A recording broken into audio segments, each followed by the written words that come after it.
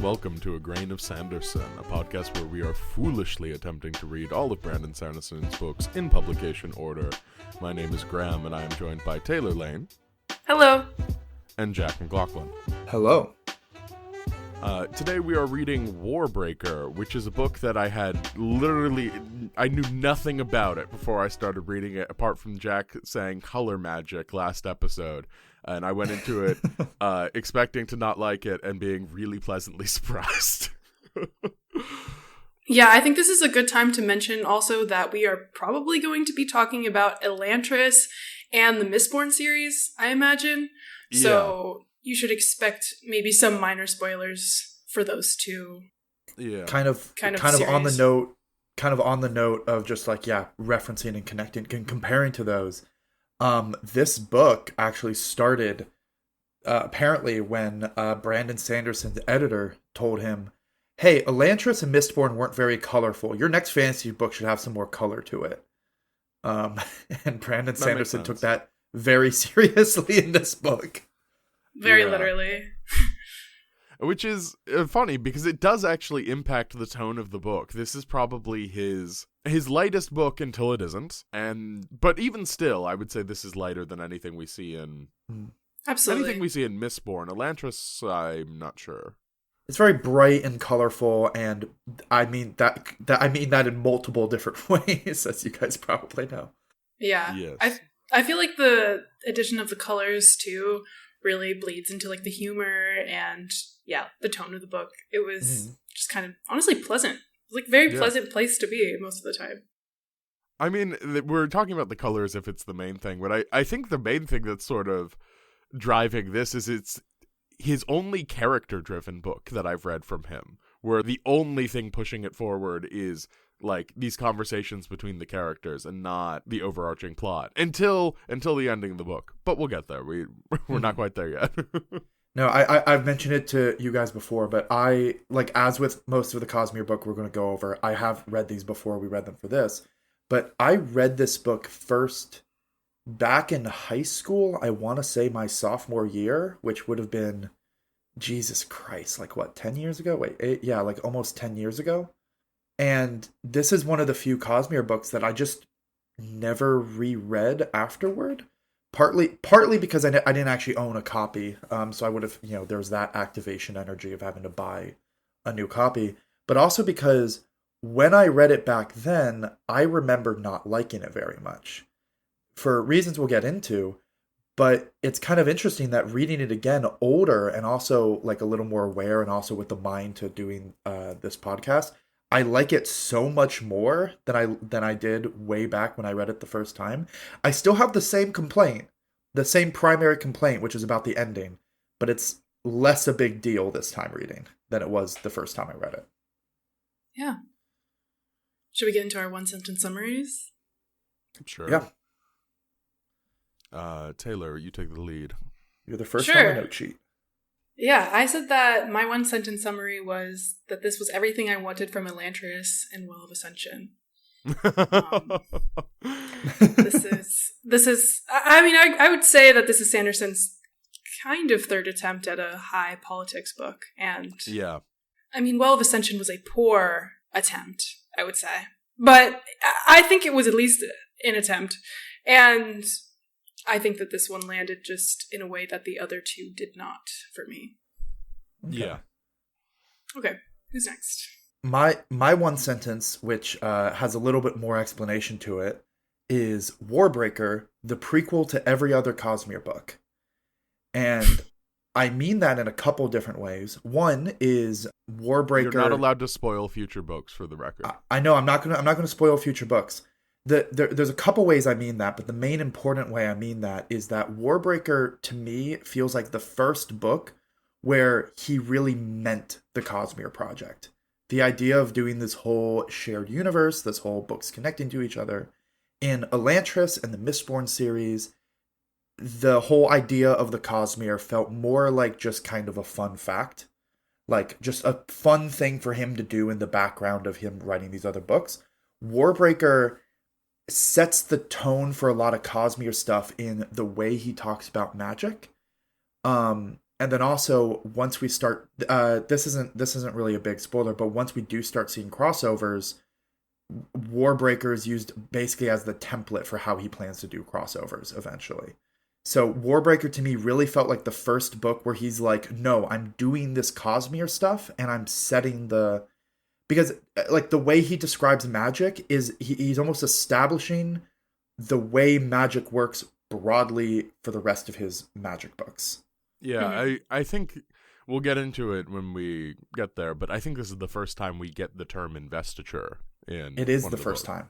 Okay. Which is going to become a very important word. Yeah, but we'll probably not even talk much about investiture until we get to the Way of Kings, probably. It's not that far away.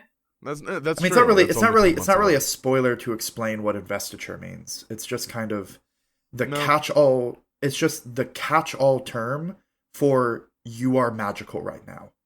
Yeah. Like a Mistborn burning metals is at the time they're burning metals invested. An Elantrian is invested. A person with breaths is invested. And so that's just like it's the first time he uses what will become like the vocabulary of the magical science that we start seeing all throughout the series. Yeah. On that note, my one sentence summary is this is the best, most adult and thoughtful book I've read from Sanderson, and I really don't like how it ends. Yeah. I mean, like, I was so... I thought this was going to be my first 5-star up until maybe the last 20% of the book. And then as we got to the last 20% of the book, I was like, okay. And then the ending, I was just sort of like, all right. We're going to have to, after the summary, the ending is going to have to be the first thing we talk about, considering how much we're hyping up our thoughts about the ending. Well, here's the thing. I really didn't like it. I also don't have that much to say about it. But maybe the two of you talking will bring that out of us. I said us as if I was a monarch, as in the royal. I use a royal plural as my pronouns, actually. Graham contains multiples. Pronouns are we. We and us. Yes.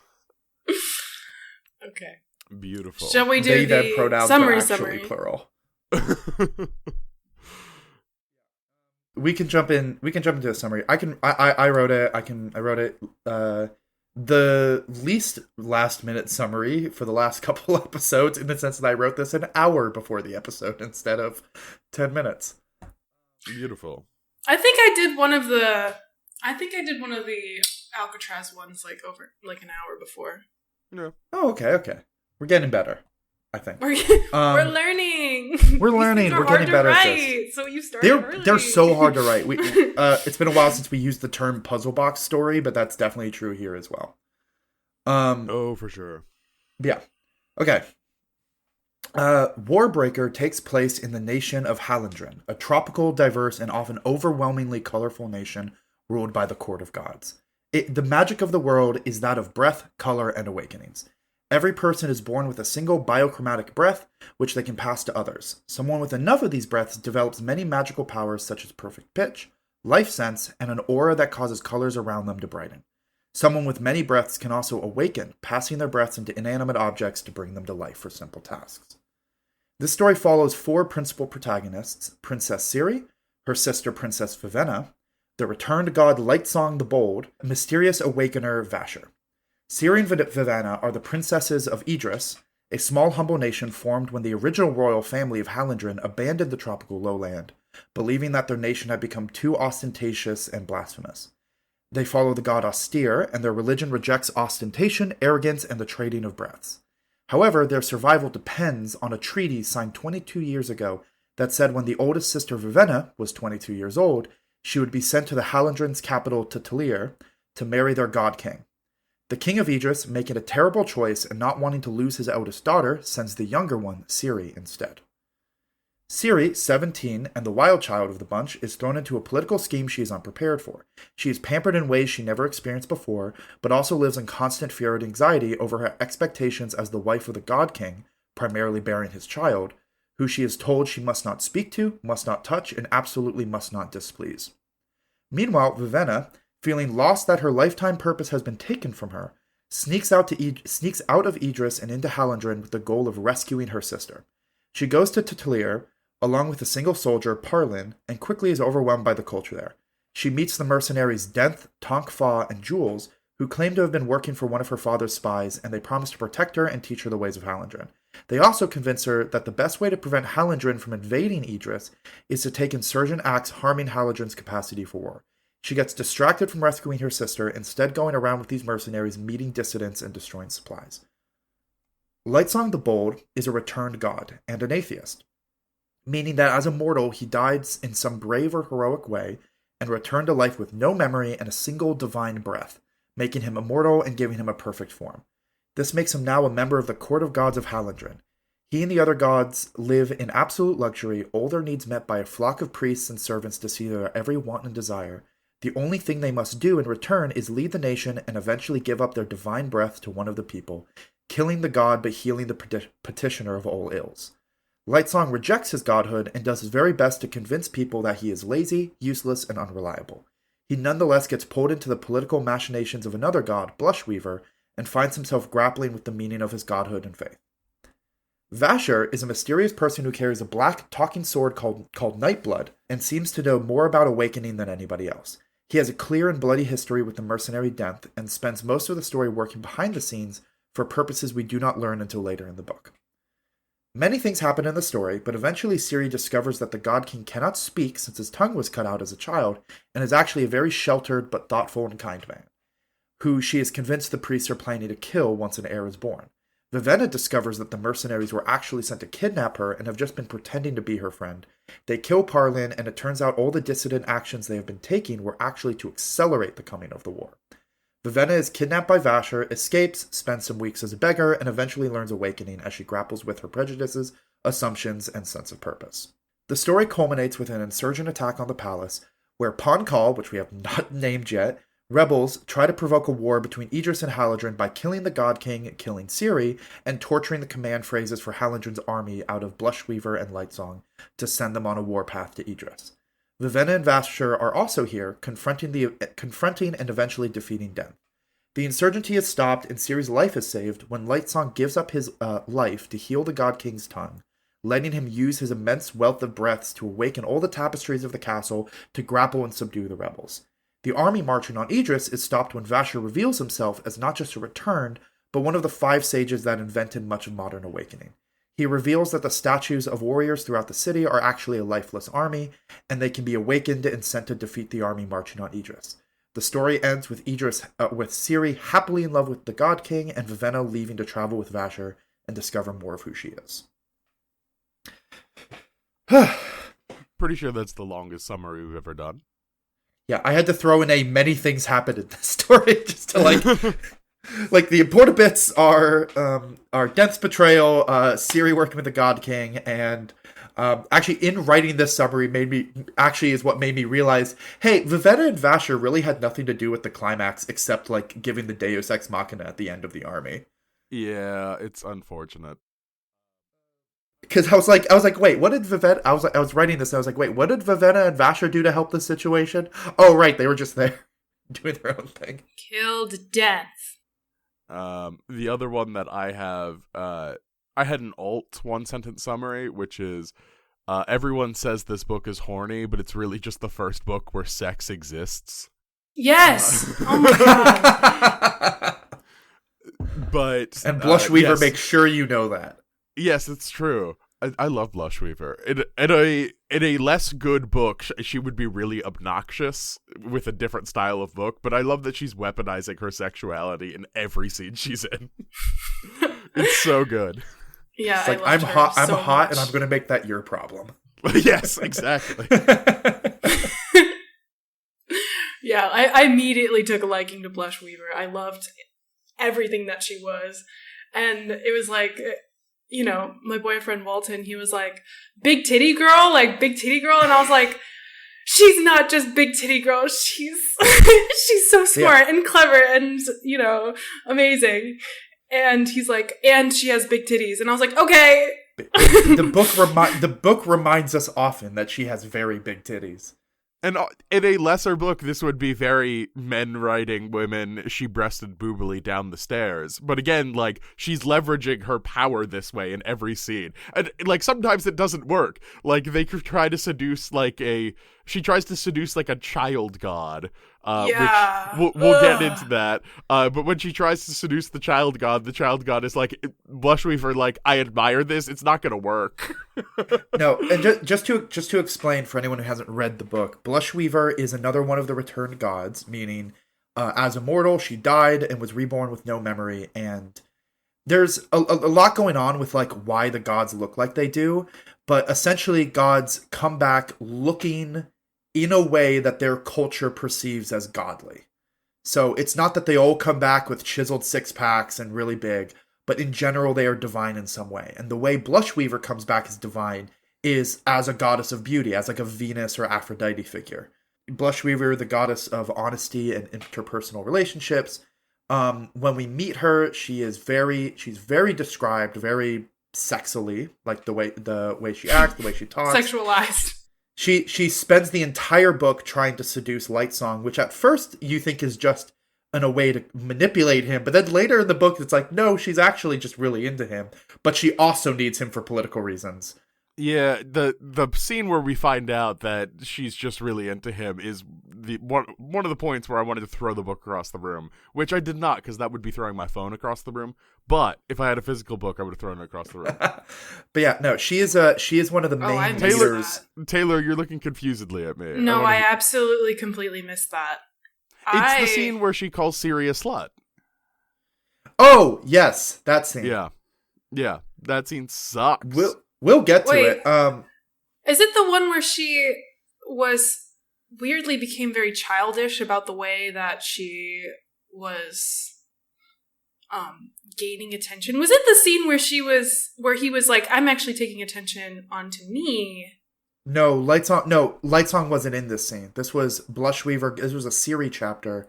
Blushweaver going up to her and basically saying, hey, like in reference to Lightsong, who Siri had been speaking to and getting advice from this whole book, says, hey, find some other god's bed to climb into, you little slut, or like says something along those lines. Yeah, which like wildly out of place. It's in chapter 34. It also that happens and then never comes up again. It never becomes really relevant again. But anyway, Blushweaver is the main like political force in this book. That is wait, hold on. Can we not move? We can't. Okay. I want to hear Taylor's point on this. Okay. Let me go find it, because I wrote something for this. I remember that. I personally did not think that Blushweaver saw Siri as a romantic or sexual rival. That's not how I read her at all to Siri. I thought this dislike was because I was just really confused why such a secure woman. I kind of like read this as like a very strange and off color thing that Blushweaver did. I thought that she was, throughout the whole story of Blushweaver, we find her losing her power till she gets to the end where she's completely stripped of all, because she's the only woman that begins with agency, and throughout the story she loses a lot of agency until the very end when she's literally murdered. And so like I thought that this was a strange, like Blushweaver was on a descent where her agency kept getting stripped away, and like I thought she was like angry at Siri because like she was losing all that security that she had in herself, all of that confidence she had in herself. And I thought she hated Siri because she was Idrian, and I was like, surely she doesn't hate her because she's a woman. Like, surely she just hates her because she's Idrian. Like, or Idrian, how did you say it? I don't know. She's from the other country. I did not think, I guess I should have read it more closely, but that's the way that I read it, was like, Blushweaver has worked so hard for Haladrin, and she hates Siri because she represents everything she's trying to dismantle. That's why I thought she hated Siri, and I did not catch that she had like feelings for Lightsong at all. Yeah, I think that's part of it. Genuinely, I think that is definitely part of it. And, like, the collapse of her power, I think that she's lashing out in part because of this, is like, oh, my power is failing. And then also, she thinks that Lightsong is being manipulated, and that's why she's unable to get Lightsong to do what she wants. So I think part of it is still being a political power player, but it's possible that maybe she says this just to get Ciri off the board and get her to, like, be embarrassed, because it does work. Like, having a goddess call you a slut, Ciri is embarrassed and goes home. Like, she doesn't want to be out on the town for the rest of the day. And, like, in the next chapter, we see Blushweaver doing some political maneuvers without Ciri being there. So, like, it is possible it's just a political maneuver, and Jack and I are, like, reading ill will into it. But I mean, like, I don't like that one of the few times we have our point of view women talking to each other or just another woman in general, the conversation is, stay away from my man, you slut. And that's a mean word. I'm sad that it's in the book. I'm also sad that we're saying it here. It's also not the only time in the book that two female characters, when they interact, a big part of that is fighting over a guy. Because there's the whole stuff with Vivenna and Jules over Parlin, which is a small part of the book, but that's also there. Yeah. Which is like, Vivenna brings this soldier, Parlin, who's like the son of one of her father's generals, and she thinks of him as this guy that's obsessed with me, that wants to marry me, that's in love with me, and kind of takes that for granted. But then during the story, one of the mercenaries, Jules, Parlin gets along really well with, and there's a scene where Parlin basically tells her, yeah, like, you call me stupid and kind of don't treat me with respect anymore. Obviously, I'm going to fall for this other woman, who, like, laughs at my jokes and gets along with well, and etc. And also, that scene is sort of notable because it's not only, I'm totally going to get along with this person better, but also I like that Parlin is sort of like, no, you've really misinterpreted this whole thing. That was like our parents' desire for the two of us. I was never really that into you. Is like sort of what he says, and I'm like, you know what? I really admired the self-respect. I also wish that is where Vivenna's character arc started to go in the other direction, and she didn't have to be physically abused and sexually threatened and choked and all these awful things that happened to her. Because I think she really just needed. She didn't need all that to happen to her. I don't like that it's in the book. I agree with Sanderson's editor. Before we get to that part, just finishing a little bit with Blushweaver, and just explaining that she's the main driver of the political plot of Lightsong and a little bit Ciri's story too, where she's actually the main voice in attacking Idris, and she spends the whole book trying to get the control over Haladrin's armies, so that if it comes down to it, she can kind of be like in charge and important when like a war starts. Which and just because it's going to come up a lot, just to really quickly explain, Haladrin's army are what are called lifeless, which are basically corpses that, using the magic of this world, are given life again, but they can only act at the commands of someone who has their security phrase. Like one of the security phrases is bottom line blue. Like, so if you say bottom line blue and then give a command, all of the lifeless with that command will listen to you. So they're essentially an army of faceless robot soldiers. Like they, so just to explain, when we're talking about like what the stakes are, we're talking about like an army of mindless soldiers that you have a security phrase. And don't need food and don't need sleep. Don't need food, don't need rest. So it's kind of medieval version of a super weapon. Yeah.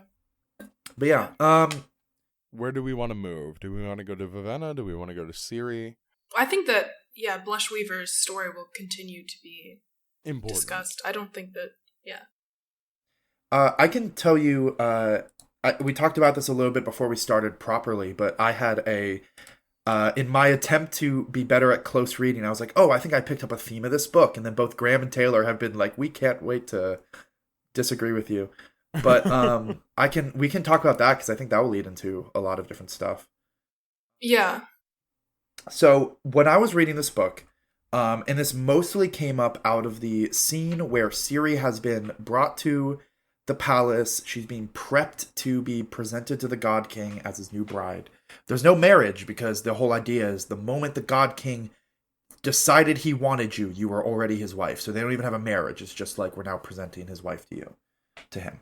But she's being pampered, dressed up, bathed, dressed. A lot of kind of very invasive stuff as well, like the head scribe being in the room while she's bathing to like tell her like the rules and stuff. And there's the scene where her maidenhood is checked, where a priest comes in to, check that she's still a maiden. And it's that exact same scene where the guy also goes, oh, and she also still has her breath, her biochromatic breath, which is very strong. And that was what gave me the idea of kind of looking at this whole book, at least the magic system, as sort of an analogy for virginity, and specifically the idea of putting a lot of cultural weight and importance onto virginity. And there's a lot of things through this book that kind of give me that idea. First, there's the whole scene of it happens to be the exact same scene that her actual virginity is being checked. That is the scene where they confirm that she still has a breath. But also throughout the book, especially from the perspective of the Idris characters, who are much more socially conservative, like they're very austere, very modest, and I put a lot of cultural importance on the breath. And they also have beliefs that once you use your breath, once you give it up, you're a drab, and you're like more likely to get sick. You're more likely to be angry. You're more like all these negative associations with you now being kind of a worse person now that you don't have your breath. And of course, the buying and trading and selling of breaths is the main way the magic system and the economy of this world moves. People trading and exchanging breaths and putting a lot of value on having a lot of it. And there's a lot of references to the gods who need a breath each week to survive. They need to get a new breath. This kind of like, they're like bringing in people to like give up their breaths to keep them alive for another week. And there's a lot of themes of like the court of gods, like just taking whatever they need from the city, and the city providing all this luxury and ostentation to them. So it's kind of all of that put together is why I kind of had this idea of looking at breath as sort of an analogy for virginity. I know there's a lot more. I know there's probably a lot more. There's a lot of ways that breaks down, but that was just like the thought I had.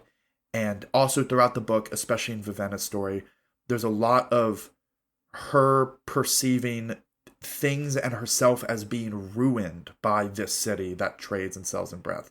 Not necessarily always because of the breath, but just like that theme of like being ruined and taken advantage of and putting a lot of weight on this very like sacrosanct divine part of yourself just kind of gave me that vibe. There is also the fact that in Vivenna's arc, where she's put out onto the streets, sort of the key pivotal moment in her story, where she's considered to be like at her worst, quote unquote, is when she considers selling herself to one of the brothels in the city. And that's what considered when she considers herself to be, at the very least, at her point of lowest morals. Taylor, I want to hear your thoughts on Jack's reading. I think I definitely missed. I guess I didn't miss that they talked about the breath when they were having the examination, but I can definitely see now that that's actually a very strong reading. I think that it definitely makes a lot of things uncomfortable, especially, I mean, you said that the gods are given a breath every week, but they're given a breath every week usually by children. And I guess this is like the time, I don't know, there's a lot of, I guess this is the time I should talk about how I kind of saw a lot of rape culture in this book. I learned a slightly different definition of rape culture in my feminism class than you would if you looked it up, because I looked it up to try to get a definition. But the definition I was kind of presented with was more of a society in which not just your sexuality, but a lot of your agency, a lot of your choices are taken away from women on the basis that they are women. And so especially in the very beginning of this book, the way that their father takes away their choices, both Vivenna and Ciri's choices, in almost a very violent way, and then subjects Ciri to rape and sees this as a almost protection of Vivenna.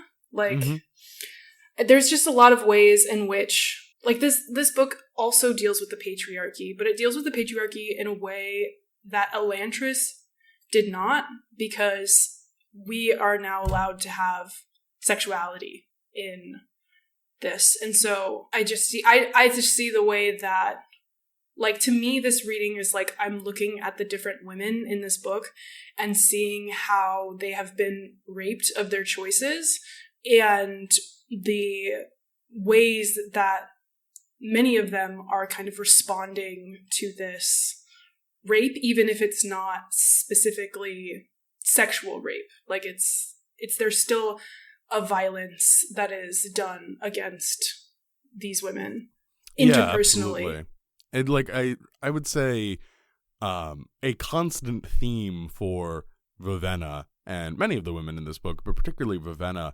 is I feel like at least once in every chapter Vivenna has like something weird and bad done to her or her consent violated. Absolutely. For example, the scene where Vivenna first arrives in Hallandren, and she's sort of going around the city to try and find this spy master that is in her father's employ. It's revealed that her spy master that is working for Idris has been embezzling, and he's specifically embezzling money to fund his own supply of biochromatic breath. And he has enough to reach, I think it's called the 5th heightening or the 3rd heightening, something like that, which makes him... I think it was 5th, which is notable because that's when you get agelessness. Yeah. He specifically has agelessness and should be immune to disease, but he seems to have been very rapidly taken with disease. We later learned this is a poisoning. But Vivenna, like, specifically hates this idea of the magic system, of, like, taking someone else's spirit into yourself, all of these things. And the spy master just gives her the magic system. And, like, that's for sure a consent violation. Oh, yeah. No, that was to me, that was a large note where I was like, once again, Vivenna is raped of her choice, too. Yeah.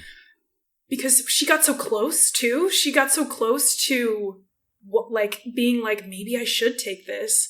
And then her agency was stripped away from her. So even when she was about to employ agency, that is when right when she was about to get like user agency. Yeah. And I think about it, I think the first time Vivenna like gets to make a choice for herself that doesn't have like brutal consequences is the choice to go with Vasher at the end of this book. Like, that's the first time she's allowed to make a choice without it being punished. There's also sort of her choice to follow him, like, go looking for him, even though she was supposed to stay behind. And I know that's punished in the sense that, like, you know, she gets into a fight and hurt, but it's like a fight she wins. You know, yeah. Action hero logic, like, not really punished because she wins, even though it's like a fight and like a tough thing. In that sense, I'm surprised that you got that, because I thought that Vivenna was a very unreliable narrator, in the sense that she believed she was very passive and she believed she wasn't making any actions, when in reality, she is the most active character and she can't sit still for a single chapter. Like, she is constantly making choices especially in the middle and the end of the book, she's constantly making choices, but telling the reader, I'm so passive, I've done nothing, I failed constantly, when in reality, she's very dedicated and she goes out and is like actively making choices a lot of the time. No, and I mean,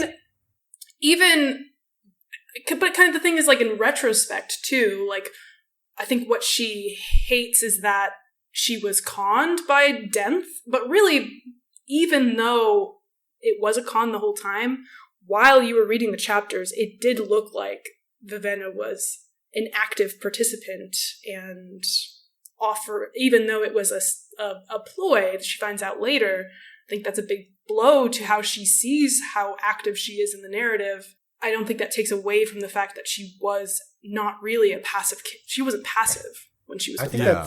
that's an excellent point. Especially, I'm glad you brought that up, because thinking about it, like, and I think this sort of plays into some of my problems with the ending, but Ciri and Lightsong, who are other, like, our other principal main characters, don't actually do that much that affects the course of the book until the end, or most of the stuff they do is very reactive. Like, especially Ciri. Like, I don't think Ciri actually does anything to impact the events that are happening. Her story is very much just like a personal, like, character growth, etc. story. Like, her, and even Lightsong, like, he doesn't, the only time he actually takes action and does things is right near the end of the book, which both kind of starts the problem happening, but also fixes it. Like, Lightsong both... That's not true, Jack. He also remembers that he can juggle. That's a choice. He also...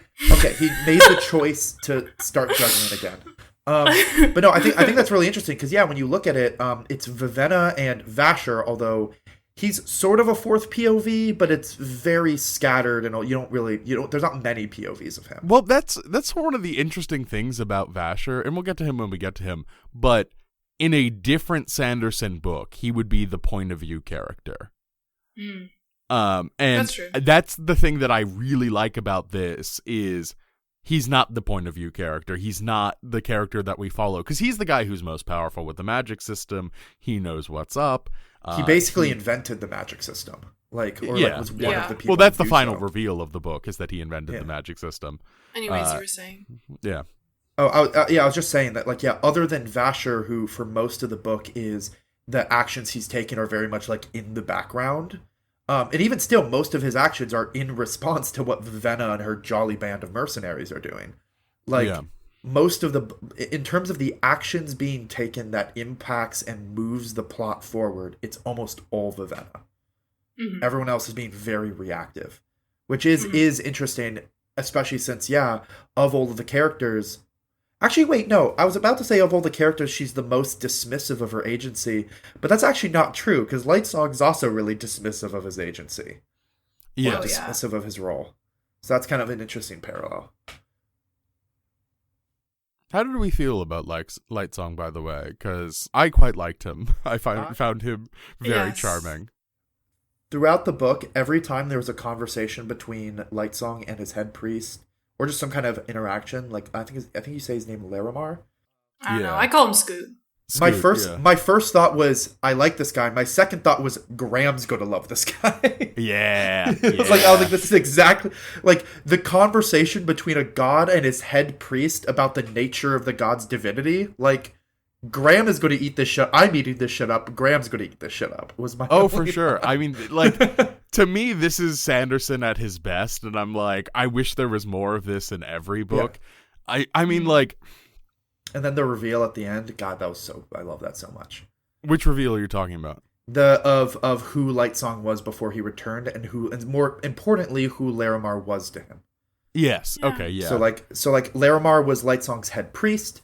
And is with Lightsong being, childish, immature, rejecting his divinity, Larimar remains eternally patient with him and also eternally dedicated to him. And we later learn, normally the gods, like, you're not supposed to tell a god who they were in life. You're, like, supposed to keep that a secret because it could influence their wisdom and decisions. But the end of the book, Larimar finally reveals to Lightsong who he was, which up to this point, Lightsong was convinced he was like a detective in his past life. Turns out he was just a scribe that like found insurance fraud. Like he was an IRS agent. Like he was just a he was a scribe that found tax fraud. But he was also Larimar's brother, and the way he died was Larimar's daughter, so Lightsong's niece, went overboard, and Lightsong dove in to save her and saved her, but then drowned himself.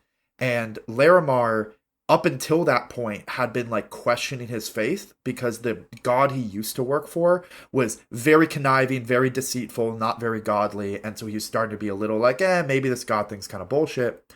But then when Lightsong saved his daughter, died, and then in front of him returned to life for that act of saving his daughter, he was like, my faith is completely restored by this. And so he's entirely dedicated to Lightsong, even though until the very end, he can't tell Lightsong like why Lightsong means so much to him. Yeah. God, Lightsong is good. I also, the book constantly reminds us that he's a good man, and this is the first time I didn't find it obnoxious. Oh, I was actually really pleased with the good man thing. I was like... I kept highlighting it. Yeah. Well, I think my huge critique in Well of Ascension that they were throwing out good man is that it meant nothing. And I loved that this book actually sat down, and every time we saw a good man, it was defined in some way. Like, Vivanna thinks that her father's a good man, and he's patient, and he like looks out for his followers and stuff like that. And then like when we say that, like when people say that Lightsong is a good man, I'm like, yeah, he looks out for the little guy. He wants Ciri to like not be taken advantage of. Like, to me, that is like, yes, I can see how you'd think that this is a good man. I think what I hated about Elend is that we were constantly told he was a good man, and every time we were in his POV, he never showed any good man qualities, and I was really confused why everyone thought he was a good man. I don't, like, there was no definition. And I loved that every time good man was brought up here, he was, like, that was actually defined. And, like, we actually saw the parameters in which someone is a good man, especially in this world, because goodness, obviously, is relative to where you are. And it's important that it is defined. I think that especially is shown with one of my favorite Sanderson characters, Nightblood, who is a sword that genuinely, Nightblood, page 1, sentence 1, I was like, that's my favorite character. And it never changed. And I did this love is the point where I reveal I do not like Nightblood. No. Oh god, we'll get to that. It's okay. Well, here's the thing. I don't like how Nightblood's character is written.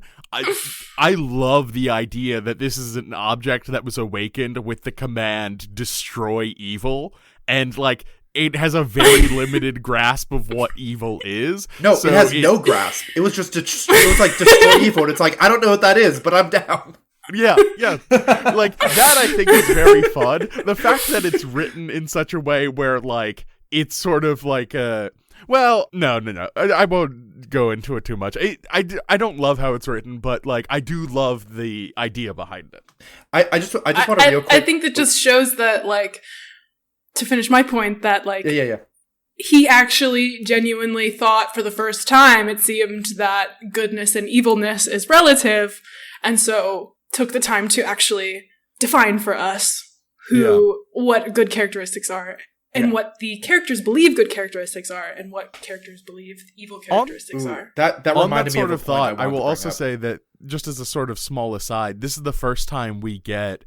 One of Sanderson's favorite things is people who are dangerous men in dangerous professions who would often be considered evil, turning out to have like a heart of gold. And this is the first time we get characters in a book where it's like, no, actually, the dangerous men in dangerous professions oftentimes have their own agenda. Because we get the mercenaries who genuinely suck, as opposed to the thieves in Mistborn who are like always the good guys.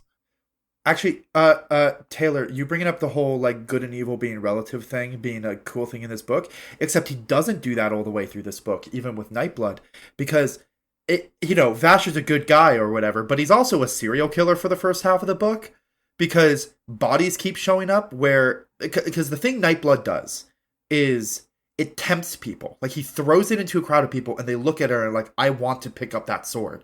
And they pick up the sword, and they're driven to fight. And so, like, the way he can kill people is he just throws the sword into like a group of thieves, and the thieves all kill themselves fighting over it. And the way this is justified is not that bad. And an actual test Vasher uses is that Nightblood can only tempt people that either have a weak will or are not pure of heart. Like, if they're pure of heart, they're not tempted. And that's how he tests that Vivanna is, like, kind of chill, is he makes Vivanna pick up the sword, and instead of being driven to, like, fight people with it, she's instead incredibly nauseous. So there is actually a little bit of, like, being pure of heart that, like, is a thing in this book. I thought that that's what you were going to bring up when you said like maidenhood, what's it called, virginity.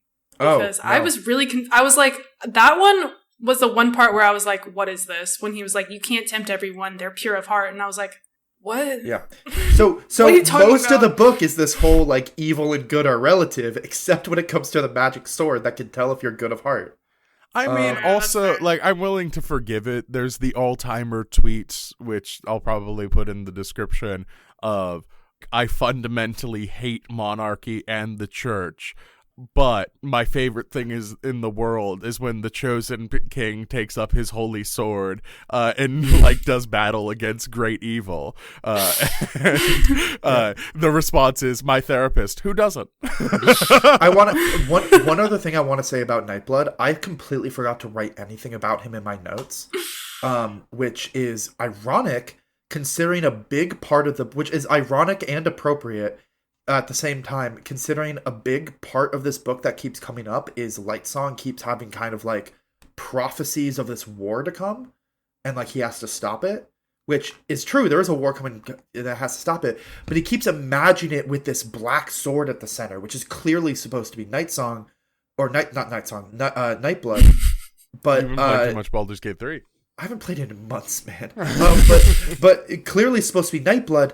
But then Nightblood had fuck all to do with whether or not the war was starting. It was just like because it was being used by Vasher, and Vasher had nothing to do with ultimately at the like the climax, which was all about whether or not this war starts.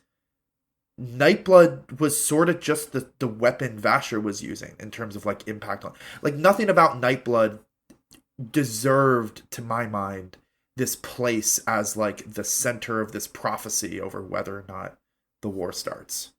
I think that the purpose of Lightsong thinking about Nightblood was for a detective mind like me to guess that Vasher's way older than he says he is, because he sees the last what makes him start thinking about Nightblood is that he sees a painting that someone has painted for him, and to everyone else it just looks like smudges, but to him it looks like a woman holding a black sword, and it depicts the last battle in the basically the World War they had 300 years ago.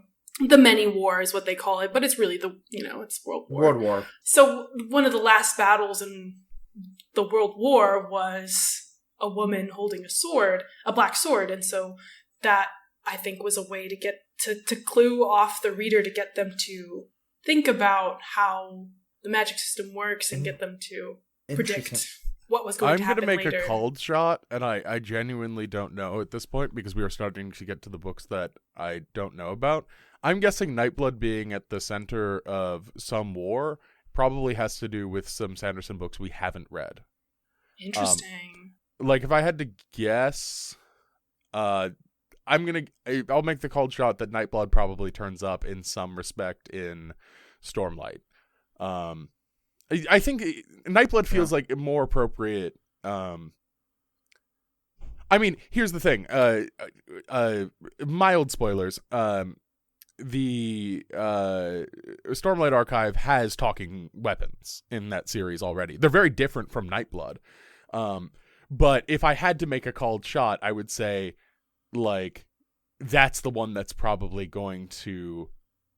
It's probably going to turn up in. And Nightblood is going to be at the center of the conflict for the Stormlight Archive.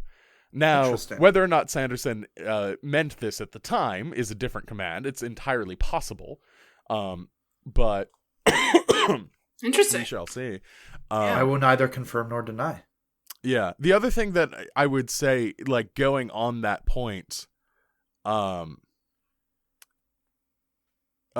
Jack, you can actually here.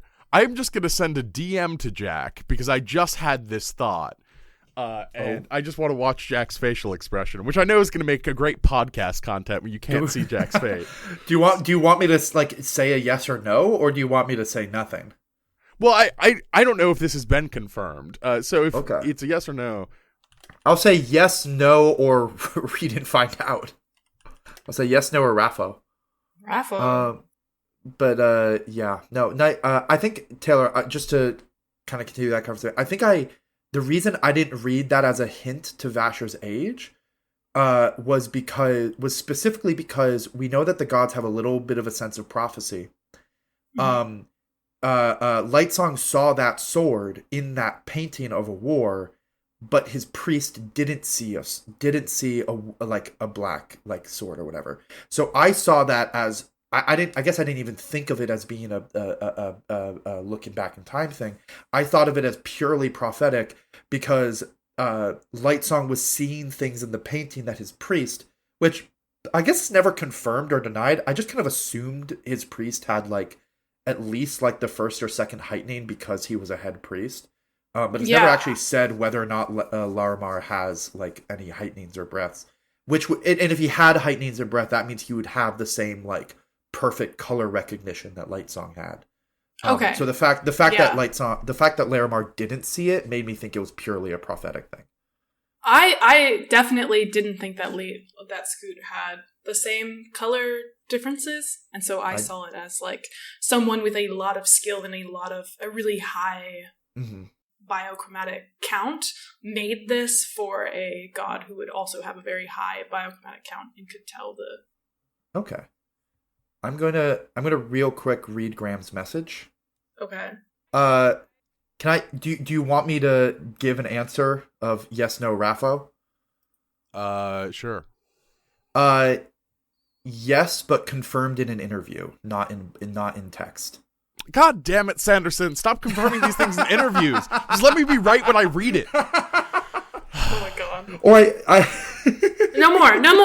That's enough. No more. But I want to say, I was on the fucking case, by the way. You can't even tell this because this is not a series, but I was on the fucking case. The first time that Light Song goes to the temple, Mercy Star's temple, and sees that someone had died, I went back and I read the chapter from Vasher's perspective and saw that he killed no one. He didn't kill anyone.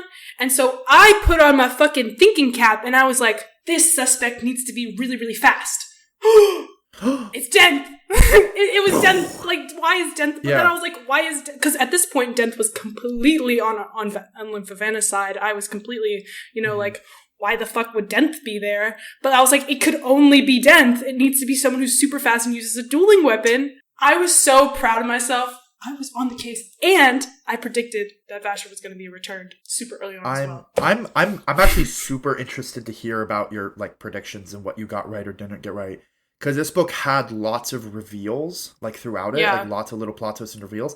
And, of course, I've read this before, so, like, I already knew that Denth was a bad guy and going to betray. I already knew that Vasher was a returned readings book. So I picked up on all the little hints that I remember not picking up when I first read it. But I also first read it when I was 15 or 16. So I wasn't as good at reading these things. But this would be a good book for a reread. But I was so proud of myself. I was in there like swimwear, I was writing all these theories and stuff like that. My theory that I am so sad didn't happen, that I called like chapter 5, I was like, I know we haven't talked about how Vivenna is a new type of Jesus. Anyways, I know that I'm excited for this. Every book needs a Jesus. I was like, Warbreaker fits the scheme of the returned kind of thing, which is funny because I was talking to Walton last night and he was like, I didn't even think that Warbreaker was the name of a god the whole time. I was like, oh god.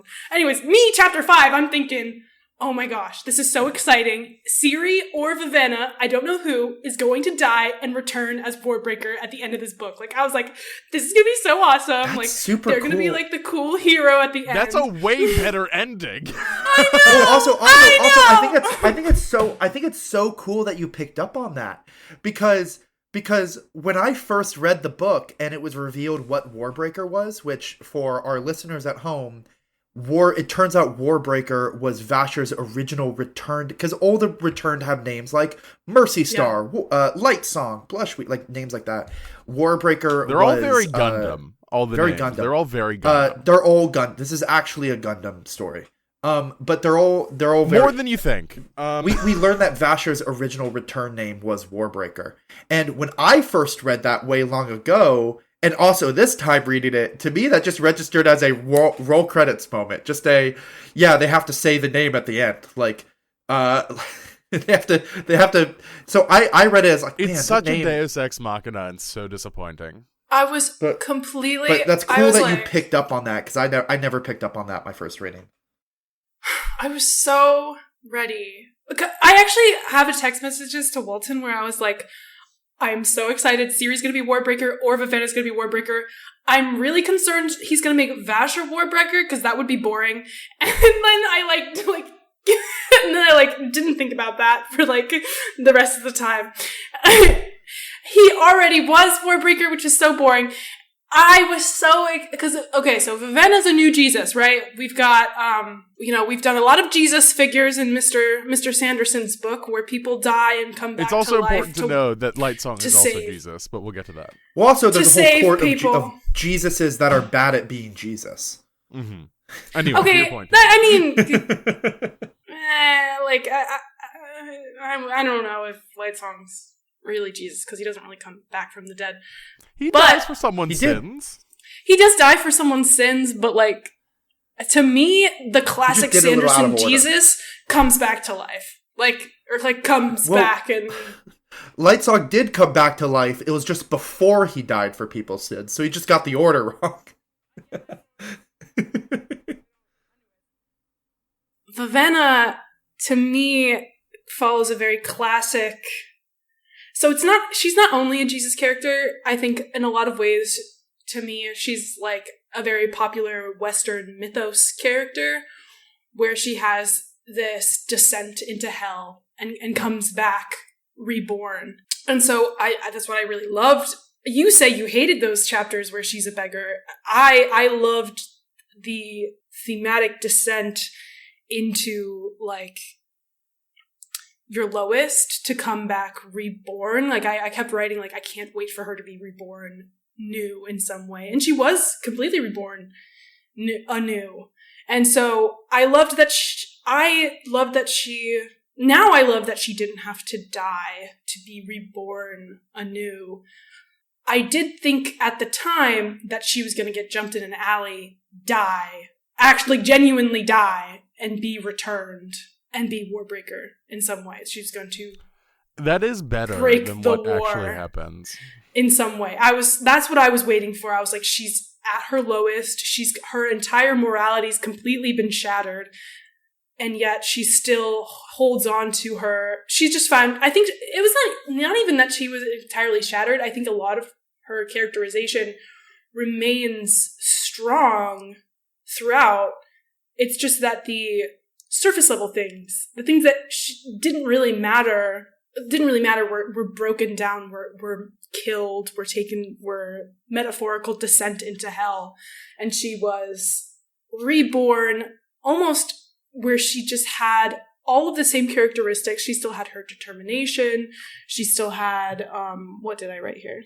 Has her fire. She's still strong-willed. She's very action-driven. But she has stripped away these things that the patriarchy has really put on her, which is modesty, modesty in the sense that the surface level idea of needing to be wearing long skirts all the time, kind of being very vain in that sense.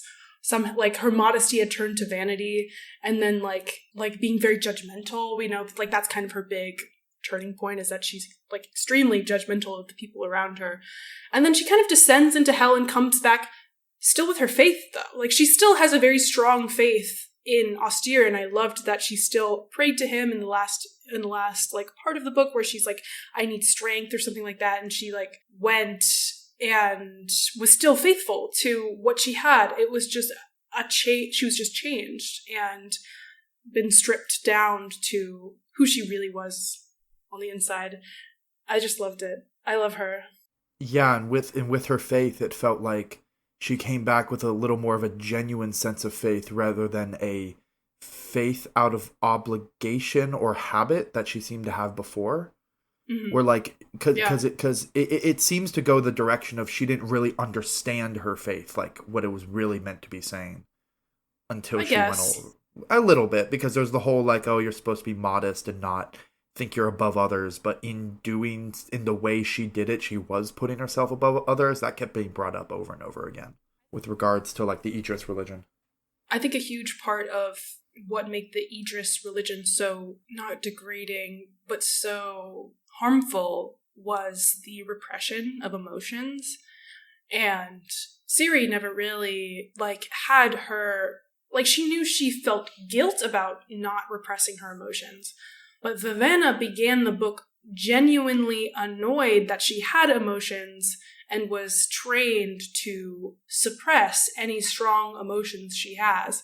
And so, being forced to the brink, she realized that even and it's characterized in the last book where Ciri sees Vivenna and Ciri's hair stays black and Vivenna's hair turns blonde in excitement, and she's allowed to express her emotions. And as where Ciri kind of went the opposite way, where she had a lot of strong emotions, but learned to control herself and have less outbursts, I guess. But in a way that's more Haladrin than Idris. Wait, did Vivenna go blonde at any point in this book? I don't really remember that. When did she? Yeah. At the very end, I was so happy because I was looking for that rebirth where she sees Ciri for the first time the entire book. Oh, right. And she goes blonde because Ciri goes, "That is not my sister. Why is she blonde?" Yeah, just fun little. I just think that was cute. Just them being able to their hair changes color based on their emotion, which I just think was really cute. That's like a little power in this color magic book. Yeah, that was charming.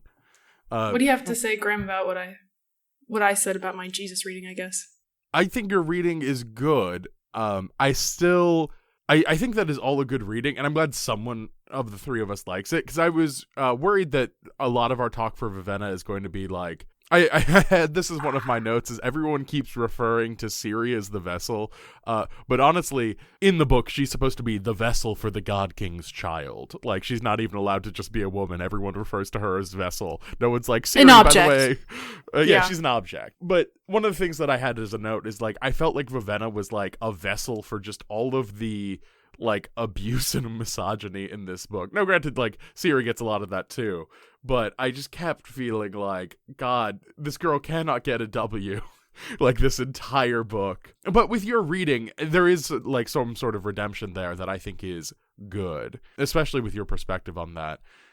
Because it's not just a Jesus reading, obviously. There's also who descends into hell, Hercules and Orpheus. Well, there's a bunch Orpheus. of different that go into hell, but it's like that archetype. Succeed. It's like that archetype kind of going in and coming back up. Yeah. Who's the Greek hero who makes it out of hell? Let me check.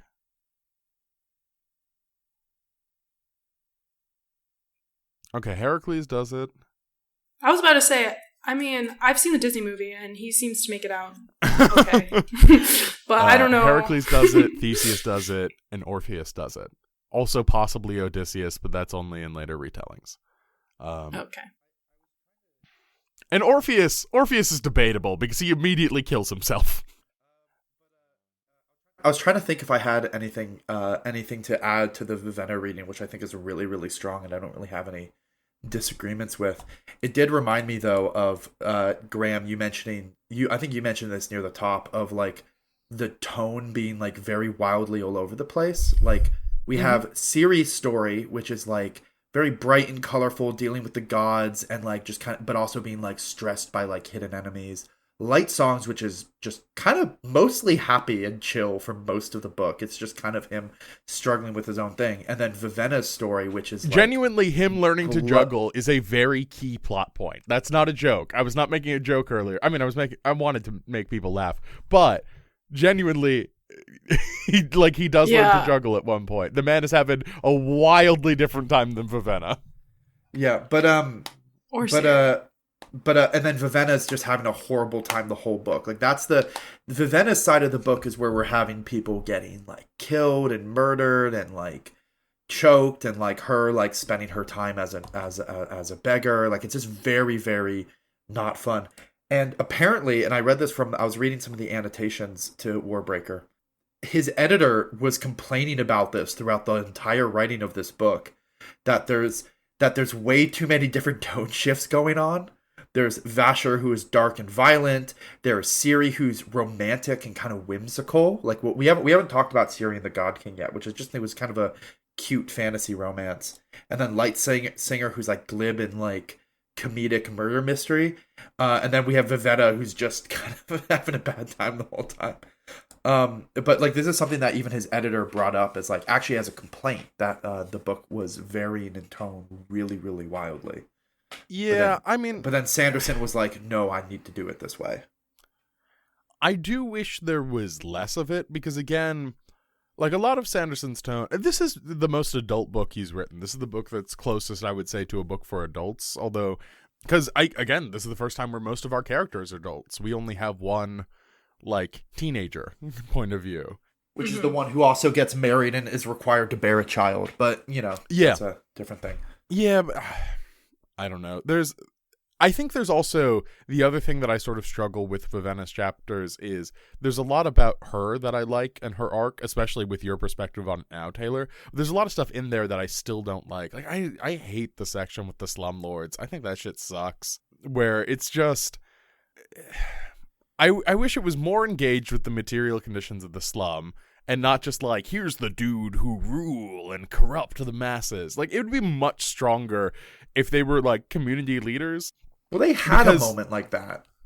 They defend themselves and they go, we're actually good guys, but they're clearly still exploitative. Like, no, I mean later on when she's going around with Vasher to talk to people, there is literally a moment where she's talking to people who are just community leaders, right. Men and workers.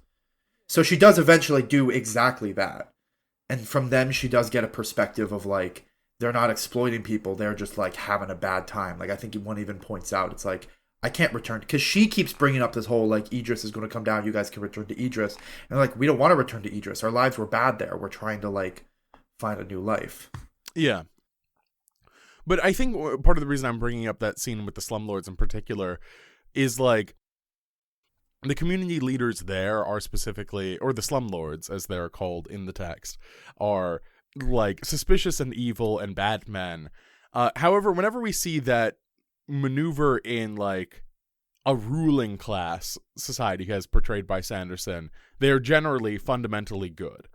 Like usually even a king who like sucks, like Ashweather Set, for example, that dude sucks, but the book is like, actually he's fundamentally a good guy. And it's interesting to me that like these slumlords are not given the same benefit of the doubt. It's just sort of like, I wish they had been given more humanity, or you could have combined the scenes where we get later on with Vivenna. It was just disappointing to me.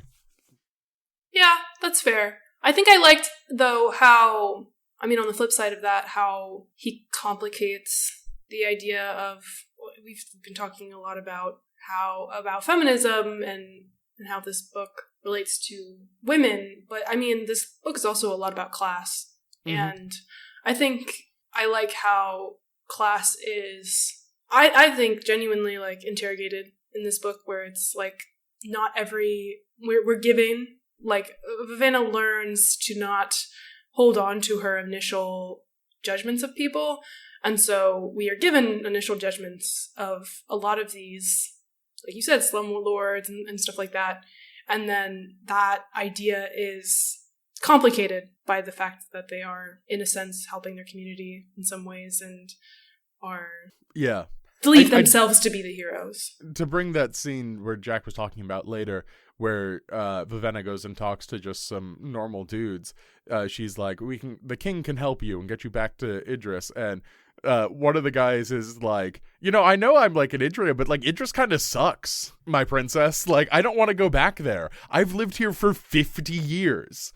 Like, this is way more of my home than Idris ever was. And I think that's another great moment for Vivenna to be confronted with, like, oh, once again, like, my expectations are not what ended up happening.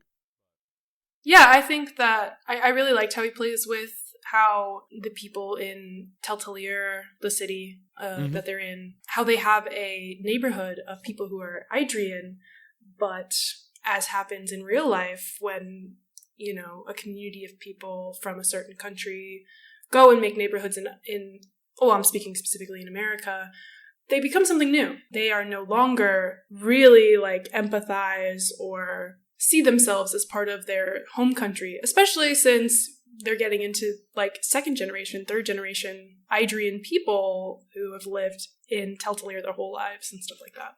I thought that was well done. Yeah. I think there was a version of Elantris where that wasn't taken in with as much consideration. I think I see a lot of growth in the way he writes.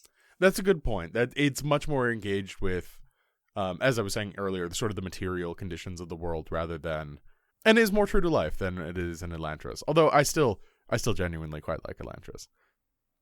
I knew that this book was going to be good because Sanderson's romance niche is that the characters need to be married already. And so when they were married already, I was like, I knew this was going to be so romantic and so lovey-dovey because they're already married. And then really the first few times they interact, it's like kind of scary because the whole idea is that to anyone that didn't read it, it's so Syria arrives and her job is she doesn't see the God King like any other time, but she's brought to the conception room. It's not like the normal bedroom where he sleeps. It's like the room specifically for them to have sex and sire a child.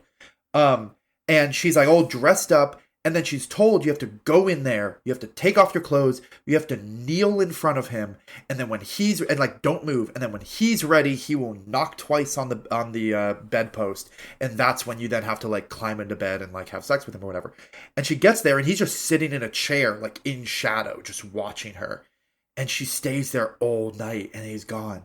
And then that keeps happening for like a week, where she's just like sitting there like prostrate before him, and he doesn't say or do anything, and she's like terrified.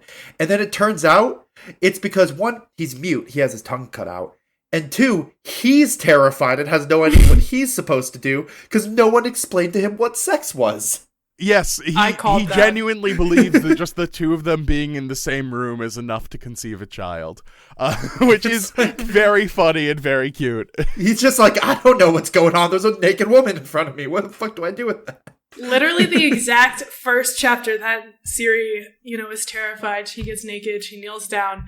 At the end of that chapter, I go, did anyone explain to the God King how this works? Because I feel like he just thinks if he can will a marriage into existence, I feel like that's a pretty solid leap in logic that he could will a child into existence.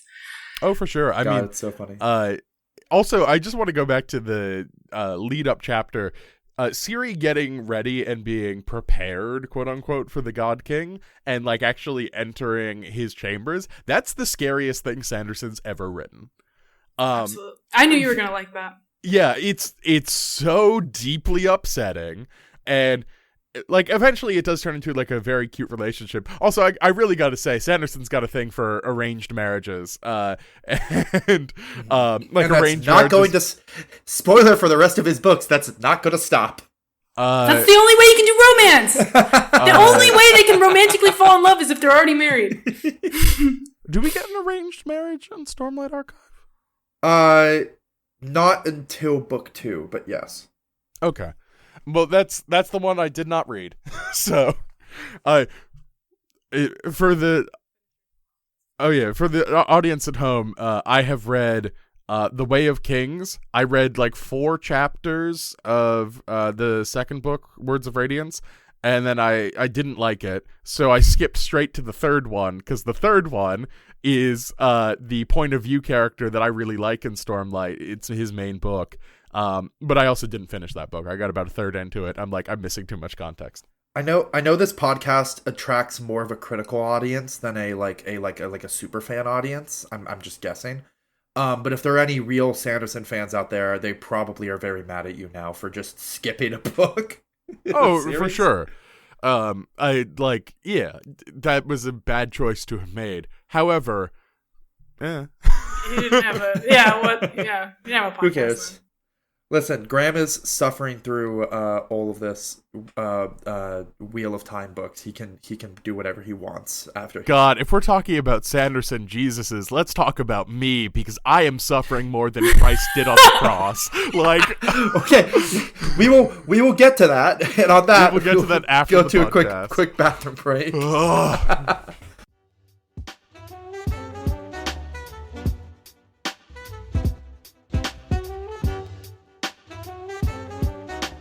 We're back.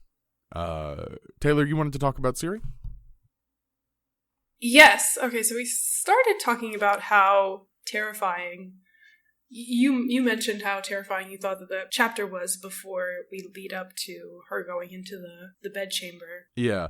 Particularly that, like, her entering the bedchamber. I will also say, her getting ready for the God King. Once again, one of our recurring themes, Sanderson loves people getting ready for just anything. Like, people putting on clothes, like, being prepared for something. And it's one of the things he's strongest at. Here, it's done in a sort of scary context, but...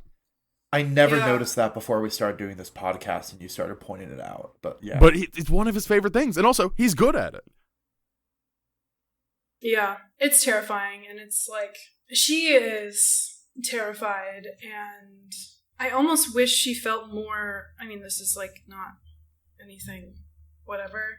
I do wish that she had felt more rage. She does mention and comment on her rage, but she says it's more of a rage of frustration, whereas she is a part of a long history of women basically being like unable to be raped because it's their husband, which is terrifying, and she's kind of alone, surrounded by people but completely alone. And so again, no one acknowledges her name either. Oh yeah, she's completely an object, she's completely vessel. I think, to me, that's one point as to, back to my ideas about rape culture. I think that completely objectifying her, making her just a vessel, is sexually violent in a way. Like, it takes away who she is as a person, makes her into... Completely deprives her of agency. Yeah, completely just an object. And even in the very last chapter, the last time we see a priest, she is still referred to as the vessel. And I wrote in the big scene where she's like, this is getting a little off track, but I wrote in the big scene where she's like yelling at them that like Blue Fingers is actually the like culprit or is actually the person who's behind all this. And then I was like, and the line that needs to be here is, and stop calling me vessel. Like that is completely her. Yeah, like start calling me Queen or Siri. Your Grace. Anything. Actually, someone does call her Your Grace. Oh, I missed it. I think it was Lightsong. It was like the only person who ever didn't call her. Also, the only person at the court of God, only person at the court of gods other than her husband who shows her like any amount of respect. Oh, absolutely. Yeah. Anyways, we should talk about her husband, because we haven't really talked about him either. That's what I was about to get into. Okay, good. Yeah, that's what I was about to get into. I'm at the very, very beginning. So to me, it's not a perfect one-to-one, but it's very Beauty and the Beast vibes. Oh yeah, of course. But it's different, because the Beast in Beauty and the Beast is just a simply violent threat to Belle when she first enters the castle, whereas the God King is a sexually violent threat. He is her rapist, coming there to... There's this kind of popular thing going on right now where it's like, we choose, like, would the question to women, there's just like a feminist thing going around that's like, would you rather be alone with a random man or a bear? And it's so like, to me, I kept writing like the bear. Like, I'd rather have I'd rather have the violent beast rather than knows is going to rape her. And so anyways, he's kind of created to be this beast character to me, that is domineering, powerful, and very sexual. And almost immediately, as what happens with all most disabled bodies, is he's immediately desexualized when we find out his disability. Mm-hmm. Immediately, he is non-threatening. Non-threatening, that's a good thing. But immediately desexualized, and called innocent, called a child on many, many occasions, even all the way up till the end of the book, when he gets his tongue back, even. Yeah. It's also worth noting that they keep calling him a child. It's worth knowing for the audience at home, the God King is 50. 50 years old. Yes. He's 50 years old, and he's been infantilized his entire life. Mm-hmm. Because he can't have choices made for him. He literally can't speak for himself. He only knows how to write in a deeply archaic form of writing. Mm-hmm. And part of the sort of beauty and intimacy of Ciri and Susebron's relationship, the God King's relationship between the two of them, is she teaches him how to read and write so he can communicate. Which, again, is sort of a very Beauty and the Beast kind of moment, where I don't think Belle ever teaches the Beast how to read because he's got that big fuck off library, but she teaches him table manners and that sort of thing. Yeah. Actually, now that you mentioned Beauty and the Beast, they have an anti-Beauty and the Beast moment because she teaches him how to not have table manners. Oh, that's actually true. Wait, that's right. I know, that's it's on the surface, this is so cute, and when it was revealed that he has no tongue, I said, aw, that's adorable, that's, so cute that he was so, and then we find out he was so terrified and stuff like that. But I was also acutely aware of how disabled bodies are extremely desexualized, and how this grown man, who was this sexual predator, when we find out he has no tongue and that he's been, infantilized, is immediately turned to a child sexually, one could say, desexualized. Yeah. I was kind of upset by that. I thought, yes, he was innocent, but it was his adulthood was taken away from him too. And so that's why it kind of made me upset that she refused. I know that metally, this, in a meta sense, this is a book. This isn't a book where he wants to talk about sex or explain sex to people, but I did find it very hurtful that she refused over and over again to explain sex to him. One, because that's her husband, and two, because he has been so sheltered from all of life that I honestly think that the God King probably should have been more upset with her, that she was withholding this really important information from him when he had been withheld from information his entire life. I liked to see him. I liked to see him grow into a sexual being again, so someone with sexuality again. Yeah, we almost get a sex scene. Almost. We have a fade to black. Yeah, they're the only. Yeah. They're the only. So two, they eventually figure it out. She still never explains it to him, but Yeah, well, she does. She does. Yeah, she explains it to them after their first kiss or whatever, or after they kiss and go off to the bed. But also, I truly relate to Ciri of I don't want anything to happen here. Then after a single kiss, I'm like, oh no. Yeah. It's. I wish he wasn't so completely desexualized. Yeah. And again, it's Sando's gonna Sando. Sex really generally does not exist in his world. True. Jack, am I right in thinking that this is probably still the most sexual book published?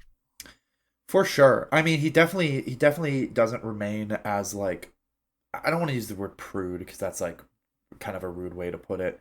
I'll say that. I think Sanderson is a bit of a prude. I'll be rude. He's not listening to this. And if he is, come on our show. His books never go back to being quite as sexless as Elantris was. They definitely, sex exists in the remainder of his books, at least to my memory. But this is definitely the most explicit. I mean, literally just by virtue of Blushweaver as a character, Blushweaver alone makes this the most sexual book that Yeah. like of any of his books. Because it's the I think the reason it like stood out so much is because this book is the only time there's a character that explicitly and repeatedly is propositioning sex. Yeah. Yeah. And is like displaying an amount of like, I want to be having sex outside of the context of being a married couple that wants to have kids.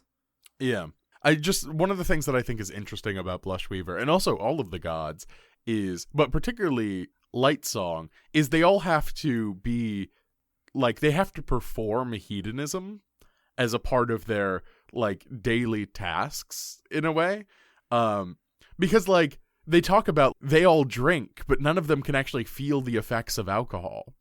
Yeah. And part of me is wondering if that is Brandon Sanderson not wanting to write about the effects of alcohol because he's Mormon, and so his divinities can't, even though they have to be this. Lightsong is a performative hedonist. He does all of these things to perform idiocy and to perform hedonism, but he's not actually all that invested in it. Like, he drinks wine, but he's like, yeah, I don't really care about this. Oh, also, when he's actually sexually propositioned, that's one of the points where he actually takes a moral stance of, I really like Blushweaver, I respect Blushweaver, but like the last person I slept with was like a genuinely good person, and I don't know if Blushweaver is one of the thoughts he sort of has to himself. Mm-hmm. Absolutely. Yeah. I picked up, this was never confirmed and I'm upset about it, but I picked up extremely early on, like within definitely the first third of the book, I was reading like Lightsong.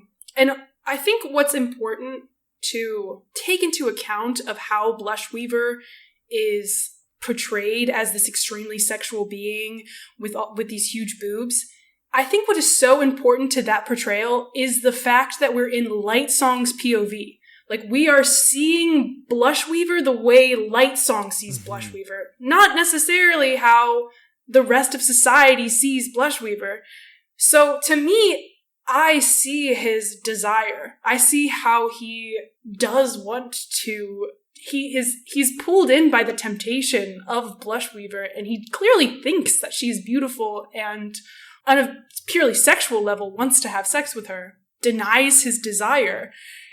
He is also does not believe that he is a god. Yeah. On a very deep down level, does not believe that he is. Oh, and he has these ideas about reproduction. So the gods cannot have children, and so a point that is made by Lightsong is that the gods still have sex anyways, even though it's not reproductive. Yeah. And I think that, like, in this medieval setting, that is seen as like an important thing. But if you really think about it, it's kind of a reflection on us in the modern day. Like, almost all of the sex that happens in our world now is not reproductive. And so if you think about it in that way, what basis does he have to really judge Blushweaver for her sexual promiscuity? And what does a god who has only lived this life care about monogamy? Like, why does he see her promiscuity, how she sleeps with her priests, how she sleeps with other gods? Why is that a moral problem for Lightsong? And so I completely clocked that really, really fast. And I was like, oh, so he's probably from Idris. Like, he's got all these weird Idris internal problems, because, like, why is he judging Blushweaver like this? Like, where are these ideas coming from? And then we're never really confirmed that he was from Idris. But I know in my heart that he is, because where the fuck are those coming from? He does think to himself that, like, I might be from Idris, but it's never, like, made text. I mean, like, we know he worked in Hallandren, but, like, they never say, like, he was born there versus... I think that's a really cool reading, and I'm a really big fan of it, and I think that's a really good reading the book, but I think it's also probably a case of, like, an unintentional theme. Like, I don't... It's always weird to read too much into, like, the intent of the author, like what was intentionally a theme that was there versus unintentionally a theme that was there. But just because it wasn't followed up on, I think this is a case of essentially the author wanting to write, this is a good, wise person. I want to layer on all these reasons why this person's good and wise. And that keeps being brought up. Like the fact that the reason everybody respects Lightsong despite his best efforts to make them not is because at the end of the day, he is the wisest. He actually is the wisest. He's the kindest. Despite the fact that he doesn't believe in his godhood, he's also the one that takes the responsibilities of godhood the most seriously. And so I think his attitudes are more his attitudes towards sex are more there to show that he is like honorable. Like the fact that he doesn't take sex frivolously is just the author telling us Lightsong is honorable. I do want to, and I love that because to me, my reading, me seeing it from his perspective allowed me to immediately see through that lens that he has placed on Blushweaver. And that's, I think, a reason why I loved her so dearly is because I immediately clocked that Lightsong has some weird ideas that he shouldn't have. She realistically should have a more chill view on what's going on here. Mm-hmm. Like, why does he think that Blushweaver is such an exception? It's also, I just for the audience at home, like, the previous books are so sexless. Like, there's a very, very mild implication that, like, Vin and Elend might be sleeping together, but, like, it's such a, like, single sentence thing that it basically might as well not exist. And also in those books, the only references to, the act of sex existing are rape. Is sexual violence, explicitly, or is explicitly, For this book, it's so wildly different. I mean, genuinely, I was listening to the audiobook for this section of it, because I was listening at work, don't tell my boss. But I was listening to the audiobook section, and I had to re-listen to it several times, and then I still couldn't believe it. I pulled up the ebook, because I was misinterpreting what I was hearing. Because the line in the actual book... Well, actually, here, I'll just tell you what I heard. In the audiobook, I heard Blushweaver say, "Hey, you want to come back to my palace and fuck?" Which is what I heard, and I re-listened to it like 4 times, and I was like, there's no way this is right. So I pull up the ebook copy. The line was, "Would you like to come back to my palace and frolic?" Oh, wait, I do remember that. Wait, so they changed No, they didn't change it. The actual word was the intonation of the audiobook narrator and the speed at which I was listening to the audiobook. Instead of hearing frolic, I heard fuck. And I heard it like 4 times, and I was like, oh my god. But also, regardless of whether or not it's fuck or frolic, it is fuck. Because what she's saying is, hey, you want to come back to my place and fuck? I really want to know now if the word fuck ever comes up in his books. I want to know know if he ever says fuck in any of his books, and I think the answer is no. Because all of his books have some fantasy replacement for swears. Yeah. Fantasy replacement for swears, and then I just don't think, like, because fuck has 2 different definitions where you can use it as like a swear, but you can also use it in relation to sex, and I definitely don't think that he uses it in relation to sex. I think the only place that has Earth is his middle grade series. I don't think they say fuck in that one. Oh, and Skyward has Earth. It doesn't show up in the book, but, like, Earth exists. And also, there's all the books that we haven't read. If I had to guess, it would probably be in, like, one of the ones that no one's read, like Rhythmatist or something like that.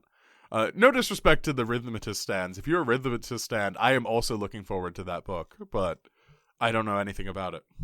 Yeah. It's just, it sucks that... let's continue to talk about Blushweaver, because I hate that it's fun to talk about how Blushweaver is so sexualized and so sexual, but as many sexual and sexualized characters in fiction, slutty, you could even say, characters in fiction, she gets killed in the end. She gets murdered. Yep. Oh yeah. Our sexually liberated woman the only really sexually liberated woman, is condemned to murder in the end. She is slit by the throat. Yeah, I don't know what the death buys you in this. It's not very good. It could have even been more touching if like, because after Lightsong because Lightsong's ultimate ending is he realized, because the idea is every returned for a purpose. They came back with, because like in the afterlife you can see the future perfectly, and so like you went to the afterlife, you saw something in the future that drove you to come back so that you could like help people through it. And Lightsong completely like rejects this idea, but that's the thing.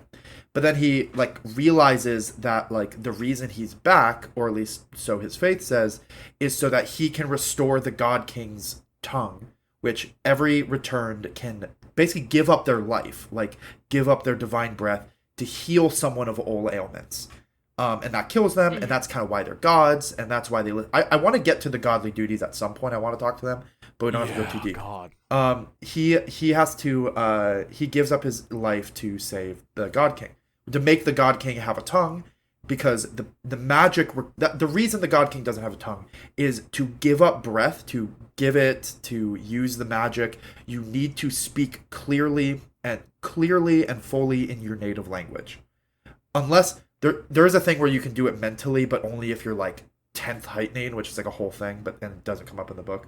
But you need to be able to speak, and the God King can't. He doesn't have his tongue so that he can't accidentally give away his breath. But he's given a tongue so he can use the magic and like wreck shop. But at that point, Blushweaver's already died, and so when we get the scene where it's like Larimar like cradling Lightsong's now dead body, having given up his life for something really good, I'm just trying to imagine a version of that scene where Blushweaver was also there. Like Blushweaver was also there to react to Lightsong's sacrifice. Mm-hmm. I just, this whole time, she's literally called Blushweaver. She is the femme fatale spider in this court, where she is weaving like her influence and going around and pulling strings of all the things that she, wants to have happen.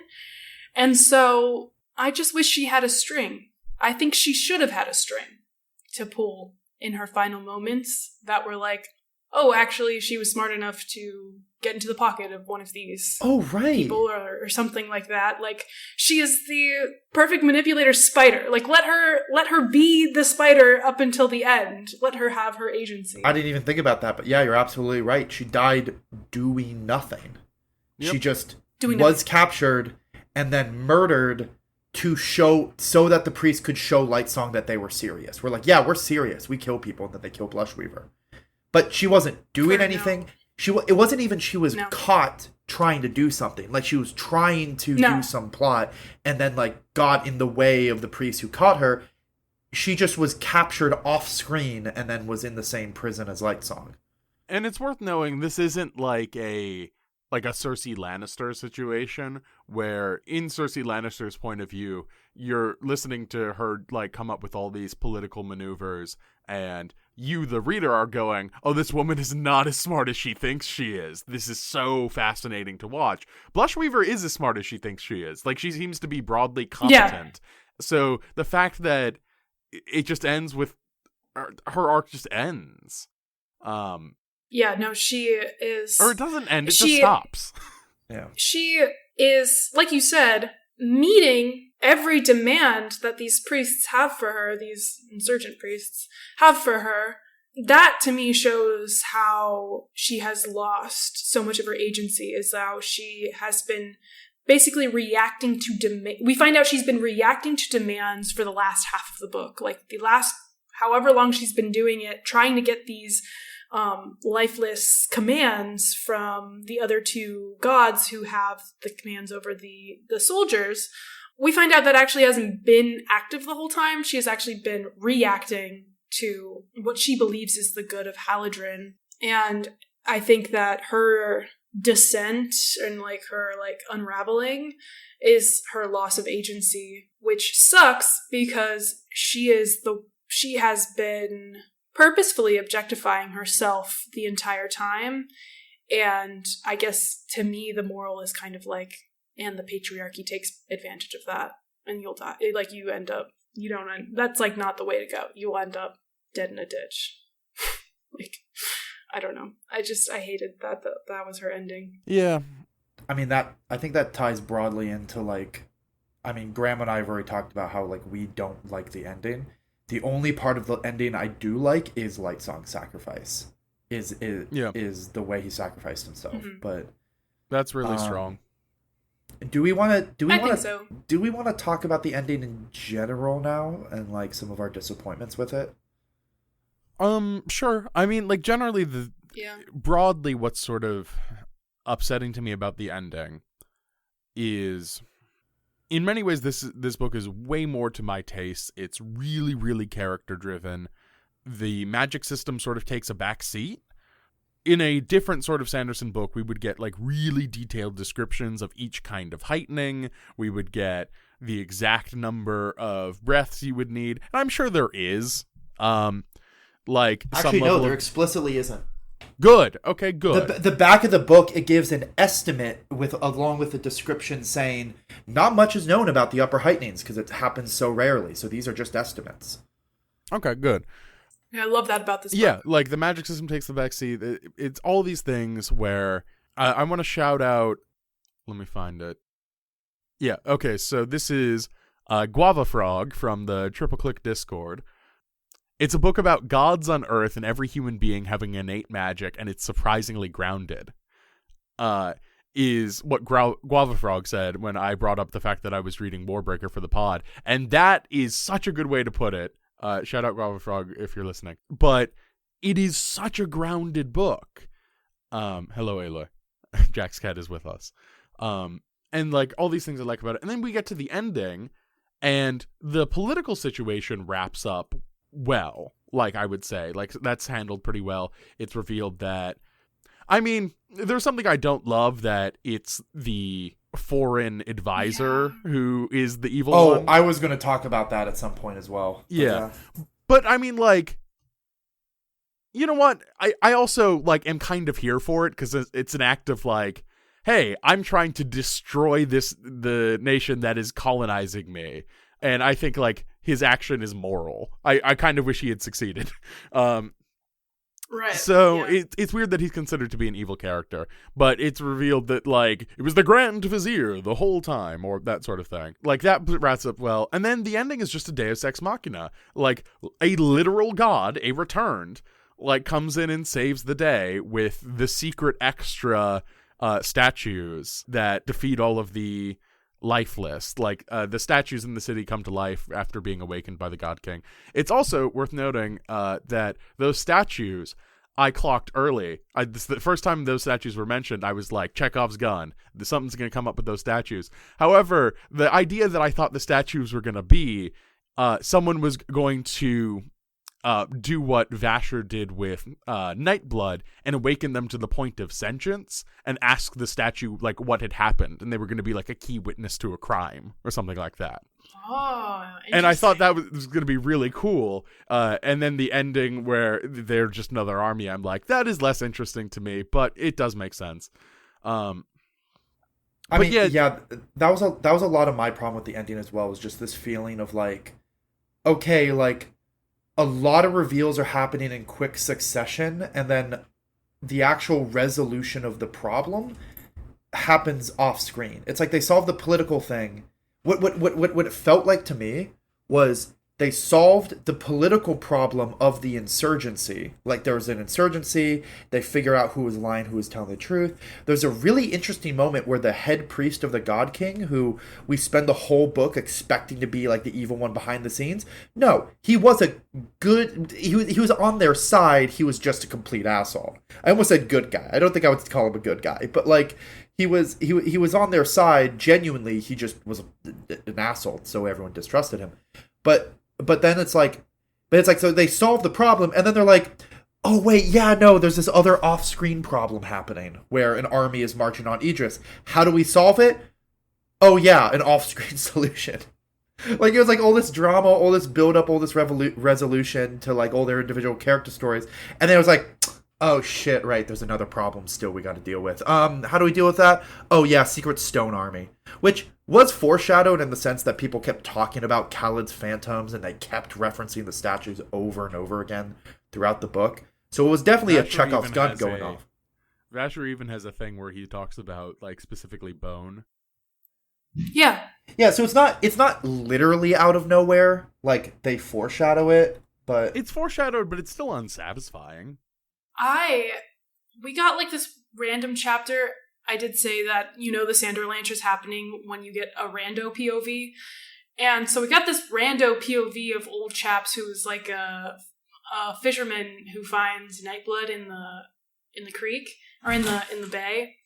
And his whole thing that he said, he was like, I've dumped a dozen bodies in this bay before, like there's so many dead bodies down there. I was like, oh, is that who we're awakening? Like the dead body at the bottom of the creek? And I was also disappointed that it was just the statues. Listeners at home, we're getting great cat content. she We really gotta post Aloy to our Instagram. She's the mascot. She loved a Warbreaker. She actually loved the ending and hated the rest of the book. Aloy is She wrong. would. Here. She keeps This is stepping how on we the know that keyboard. Aloy is a dumb cat. Yeah. Listeners True. at home, if you loved the ending of Warbreaker and didn't like the rest of it, you're fine and moral. It's just this cat is who is wrong. We were talking about the ending. Yeah. So I generally was disappointed because, like, it was the big resolution to the main problem of Idris being destroyed was resolved with the conversation on top of the God King's palace, and we never actually saw the problem getting solved. Yeah, I mean, go ahead. I thought it was satisfying to see Ciri and Vivanna finally see each other. Yeah, But that was cute. Also, one thing that I was really sort of surprised by is early on in the book we get a POV chapter from Ciri and Vivenna's dad, and he never comes back, which is good because his POV chapter isn't very good. But it's mostly just like exposition and establishing dialogue. But it's fascinating to me that he never comes back. We never get another Idrian perspective. It's all in Hallandren. It's all in the Great City. Which, especially since the stakes... Yeah. This leans more into it. This gives more credence to it being a very character-driven book. Especially since the stakes of the plot is Idris. Is whether or not Idris is going to be attacked and destroyed in a war. Yeah. I liked it in the sense that it worked with my Beauty and the Beast kind of. I thought it was very fantastical or very like a fable to have the very fairytale-esque that the driving reason as to why all of this happened completely is like taken like it just doesn't matter at a certain point. Magicked away. Yeah. I don't have too many more thoughts about the ending. There are a couple of things that I just want to bounce around and hit quickly in my notes. Do you guys have anything more you want to say about the ending, or am I good to start reading some just random selections from my notes? About the ending, no. I want to point out one more thing back to the swear and curse word and language thing. Sure. I forgot I highlighted this. Vivenna does call a woman a hussy at some point during this book. You know what? I prefer Yeah. that to her calling a woman a slut. So Yeah, that was back when she was, not reformed. It was Vivenna, specifically when I found the part specifically when Parlin his eyes followed a pretty Hallandren girl as she walked by. The hussy was like most women in Tutilier. like that's the specific moment. that's so I forgot funny. I highlighted that. Yeah, and then there's a point where Vivenna is like looking around at the beautiful women's clothes, and I was like, this would never happen, but she's bisexual in my headcanon. God, I wish. She talks about how beautiful. Oh, Light Song's also bisexual, and Blush Beaver's For sure. I think, to me, she's just canonically bisexual, but I mean, we never get because it confirmed in the text, but no, never. It seems like, given that the priests are like gender neutral. That term is used as a gender neutral because we do see one of like a female priest. Yeah, for sure. I think it also works well, you know, speaking about how disabled bodies are desexualized. Bisexuals are usually very hypersexualized. Oh, for sure. So I think it works well with her hypersexualization. In my headcanon. When's the bonus episode where we just write fan fiction? Honestly, Oh I'd my have God. fun. Wait, we all write like pick a 5 book. pages of fan fiction. We each pick a book. Yeah, and we come. I would die. I would genuinely die. And it's not because, like, I have no moral objection to fan fiction. I don't want to seem like I'm making fun of fan fiction or anyone who reads it or writes it. I would die because I think if I have to write more than a page of fiction, I would just die immediately. Whatever That's fine. Whatever gland allows people to write fiction, I was born without it. You know, maybe you can be our reader. Yeah, sure. No. Read and No, provide. you pitch a fan fiction idea to Taylor and I. We both write it, and then you judge. Oh, I give you the same prompt like it's a proper English my class. God. You give us the same prompt. And it can be vague. It can be like Oh my God. I think we should do it. Anyway, Patreon goal for the Patreon we don't have. That would be fun. If we ever actually start a Patreon, that should be a goal. We have the Patreon goals. We have the Write Fan Fiction. We have the Cosmere RPG. We have the Mistborn RPG. There's a lot of things to go onto the Patreon. Actually, if people are genuinely interested, send us an email at agrainofsanderson.com. We've never at gmail.com. We've never like actually thought about making money from this, but if people are interested, maybe we will start one. True. I think that I want to talk about Denth's death. Oh yeah, we haven't talked a about little that. bit. Denth in general, just as like a community thing, it is practically a meme on Brandon Sanderson's subreddits where people will make posts where they're halfway through Warbreaker talking about how much they love Denth and Tonkva, and then Denth. and then there being like comments all going like, whole comments being going like, keep reading, they're my favorite too. I especially love this one moment with them later in the book. Like, yeah. Yeah, I was so shocked. I was like, the tables are turning! Especially when, like, Vasher, when he was like, how did you find out we were, like, gonna make a move on you the same time that Vasher ends up, you know, kidnapping her. And I was like, oh, Vasher's a good guy. I said specifically, that was not on my bingo card. Like, like people make, like, predictions and... I remember the first time I read it, I definitely thought Vasher was a good guy, but the whole Denth versus Vasher thing, I thought it was going to be like a misunderstanding from their past, and then they like come together. But then, no, it's Denth is a bad guy. Vasher also is sort of like, I maintain that Vasher has good intentions, but fucks up enough that he is almost like just by impact sometimes a bad guy. He's an anti-hero. Yeah. But no, so Denth and Tonkva, they show up in the story, they're very charming, they immediately kind of charm Vivenna into being, like, convincing her that, like, they're on her side.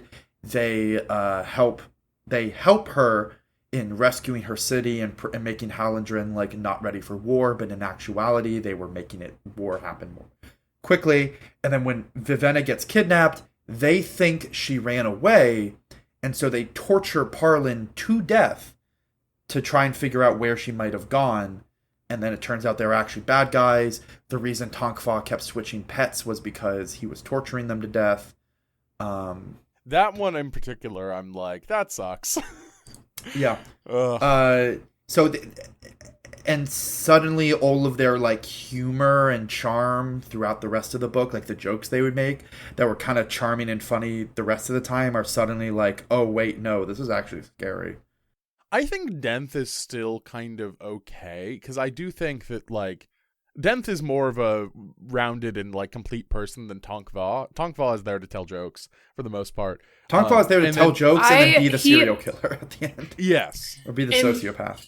In my head, Tongfa had the same voice as Grog from I like that actually. From Critical Role, yeah. I like that. I read him the entire time as Grog, like this kind of really deep, like. I want to see Travis Willingham's Tongfa, sure. But oh god, my brain. Where was I at? I had a point to make about Denth.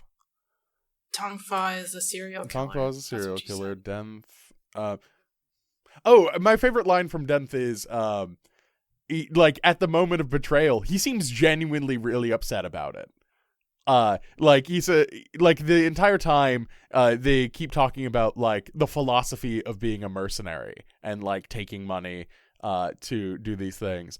And he turns to Vivenna and goes, you know what my least favorite part about being a mercenary is? When we live up to the stereotypes. God, and yeah, it's so fun. And just to explain more, kind of like more of Denth, what we later learn is that Denth is just like Vasher, a returned and one of the sages, and the reason they hate one of the scholars, and the reason he hates Vasher is because Vasher killed one of the other scholars that was Denth's sister, because Vasher killed to this point now 3 because of Denth, but before killing Denth, 2 of the other scholars, because they were like basically making super weapons with awakening powers, and he was like stopping them. Like Vasher didn't make Nightblood; it was Denth's sister that made Nightblood, and Vasher killed her to stop her from making more. Isn't the implication that Denth's sister is also Vasher's lover? I didn't get that, but like I don't think I got that. They made Nightblood together. Yeah. It wasn't just the sister. Nightblood was crafted by the 2 of them putting, like, Vasher and the sister putting their head together. Yeah. For the purpose that Graham DM'd me about. Yeah. Yeah, there was some sort of chemistry going on there, and it was just too much math that I just gave up on figuring out who was fucking who, because it actually didn't, like I suspected, didn't matter that much in the end. Denth and Vasher were also fucking. Everyone's bisexual. But there was some chemistry. But yeah, so Denth. So we get this impression of Denth, mostly out of their last conversation. An arch rival is close to a romance. Yeah. But we get this impression out of Denth and Vasher of Denth, that Denth once was a better person, was like kind of considered a good person. But then after Vasher killed his sister, and also just Brandon Sanderson loves playing with this idea of immortality kind of sucking. Like, it really puts a lot of mental strain on you, and you eventually kind of snap in some ways. And we'll see that a lot more in more of his books. I am genuinely so excited to see on that regard of like immortality sucking. I can't wait to be heartbroken when we get to see Marsh again, or Sazed again, or just like, maybe not Sazed, because at this point he's something beyond just immortal. Like, he is fully a god, and not just a returned. But I can't wait to see Marsh again. That it's gonna suck for him 300 years later. Marsh? I thought Marsh died. No, Marsh is still alive, isn't he? They never show him dying. I thought Ellen killed him. Well, he killed Ellen. Nope, you never see Marsh die. Okay, let's keep going. But I don't want to reread Hero of Ages. But yeah, no, and so there's this idea, there's this like humanizing act done to Denth where it shows him as like there's this moment where like Denth is torturing Vasher in revenge to be like, I want to, like, you know, kill you. And he makes a comment out about he never really got why Tongfa likes this. And then like we cut to like an hour later, he tortured Vasher for a little bit, and Denth is just kind of like tired and bored, and Vasher makes a comment like, not as fun as you thought it would be, because like Denth is almost like only doing the torture because he's trying to like live up to like the idea of himself as this, like, now he's a bad guy, hardened mercenary, and Vasher deserves it, but like he doesn't actually, like, he actually doesn't like torture. He doesn't want to be a bad guy. He just is kind of like, I need to do something with my immortality, so he became a mercenary, and the death of his sister driving him to kind of go bad. Like, it really kind of paints Denth less as like an inherently evil guy, and more just someone who couldn't handle the pressure of the last 300 years, and also mad at Vasher for killing his sister. Yeah. Again, what I really like about Warbreaker is there is a normal Sanderson book happening in the background of this one, and it's not the focus. Yeah. Like in a different Sanderson book, we get the Vasher story, we get the Denth story, we get all of that, we get the forging of Nightblood, and instead we get this one, which I think is so much more interesting. And like, I in many ways, I have a lot of problems with how this ends in particular, but I really, really wish that this sort of became the model for Sanderson's books as opposed to Mistborn. Because, again, I think this is his smartest book so far. Like, I have complicated feelings on it because it's his smartest book so far, but also there's nothing in this book that hits for me like Hero of Ages hits for me. That's fair. Yeah, I was like, it's a point in, I was talking to Walton, and I was like, it's a kind of a point in not in Sanderson's favor that he's only gotten me to cry at one book because I cry to everything. Mm-hmm. I don't know. I think there is a version of what happened, especially in the cellar with Blush Weaver and Lightsong, that could have brought me to tears, but he just didn't write it that way. That's not what he was intending to do. I know, Taylor, I know you had something to say about the way Vasher kills Denth, which is, I actually had this thought way earlier in our conversation. I want to bring it up now. That I think it's really interesting that I thought, when I brought up my whole like, oh, it's like breath is like virginity, blah blah blah. One thing counter to it was actually the fact that breath can only be given consensually asterisk. Like you can like be tortured into giving it up, but you can't have your breath taken from you. You have to speak the words that makes the breath go out. You can't just like, someone can't like use a magic spell and pull their breath from you. It's like you have to say the words that make the breath leave you. But I didn't really think about this. You pointed out how that's not a two-way consent thing. If someone says the words to you, you're getting their breath. There's no I accept or deny it. And that's actually how Vasher eventually kills Denth, is Vasher gives all of his breath to Denth, and the sudden influx of perception and rapture, like joy, like good feelings that Denth pleasure, is like distracts him just long enough for Vasher to stab him and kill him. And it doesn't just distract him; it physically stuns him. Like when Vivenna gets her breath restored after having it in her shawl, like she doubles over with like how much she's experiencing. In pleasure, in one could almost call it climactic. One could call it orgasmic. Sure, I wasn't gonna go there, but I did think it too. I was so confused. I was like, why is the magic system giving people orgasms? I was like, this book is so sexual. Surely that has something to do with the sexuality of what's happening. But I was just trying to wrap my mind around it. So, like, I just honestly came to this podcast with more of, like, a discussion question. Like, why do we think that, like, the breath makes you so... Like, what does that have to do with the sexuality of the book? Like, why are we having orgasms when we get all this breath? Well, actually, feels good, man. You see more colors. Everything sounds.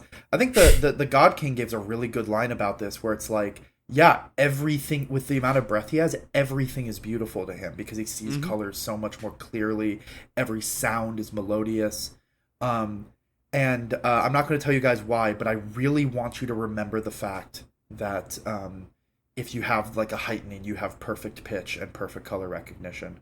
But yeah, so and you have life sense, like an awareness of the life around you. So it's all built up to be this whole like you're more alive than other people if you have more breath. Well, actually, just on the subject of sexuality in general, I was going to say this for the end, but it's relevant here. So, from Josh, hi Beachcombers. I wanted to send this in anticipation of your eventual Warbreaker episode. I remember being really struck by Warbreaker when I was younger, and on a reread, I still enjoyed it, albeit mostly the light song parts. I was struck by how sex-conscious the book was compared to most of the past and future Cosmere stuff, with giant anime boobs making a constant appearance in the prose, plot-relevant fake sex, and plot-relevant real sex, and what I believe to be the only time the word slut has appeared in a Brandy Sandy joint.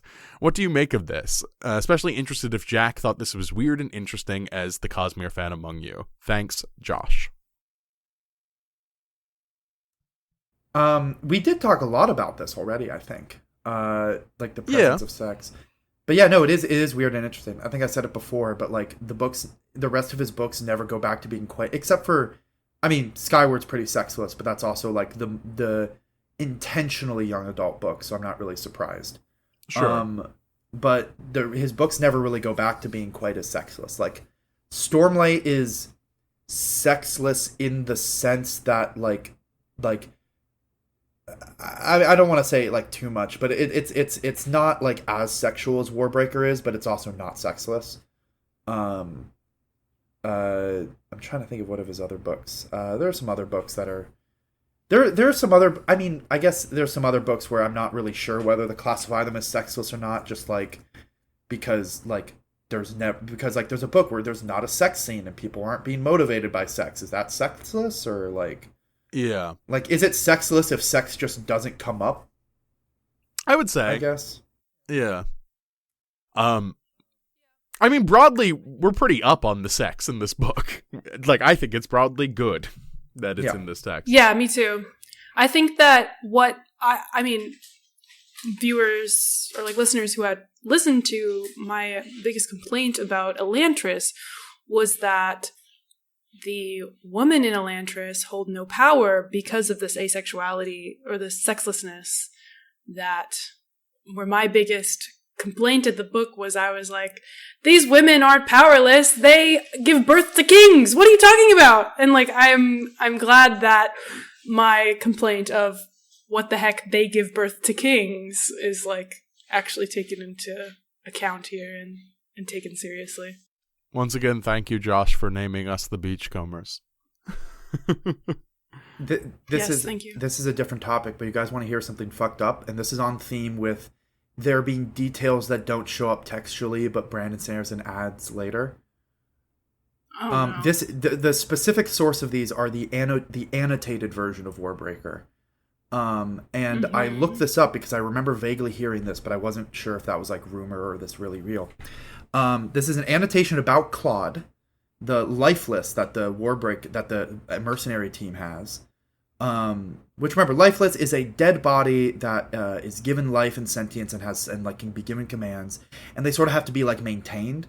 And that's what Jules is in the mercenary team. She's the lifeless maintainer. She knows how to stitch him back up and like, you know, fill him with ichor alcohol instead of blood, you know, all that stuff. So, Claude, the lifeless, is Arsteel. Throughout the book, Dent keeps referencing the fact that Vasher killed Arsteel. And it's like a whole thing. It's like, how did he kill Arsteel? Arsteel was like the best duelist ever, and Vasher's not a great duelist. And there's like arguments about it, whatever. So Claude is Arsteel. They turned his body into a lifeless. And then there's a bunch of other details, like from this annotation, where it's like, the reason Arsteel joined the mercenary team was because he was hoping to pacify Dent and get Dent and Vasher to get back together. Brandon Sayers is refusing to say why Vasher killed Arsteel. He's leaving that to potential future stories. And also, the reason Jules was on the team was because she was romantically interested in Arsteel, which means the dead body she's maintaining is the body of the person she had a romantic thing towards. And Here's the last line of the annotation. Jules is still in love with him, and yes, she still sleeps with him on occasion. She's a little bit unhinged. Oh my God! She's a little bit unhinged emotionally and mentally because of his death. I wish that was in the text. That would be insane. Yeah, so I knew I heard this once, but I couldn't remember if this was just theorizing or whatever. So I found it, and yeah, in the Warbreaker annotation. What? That is the fuck. Jules was I don't think that I don't know how that relates to anything else we are talking about. I just remembered that was a thing, so I went looking for the annotation.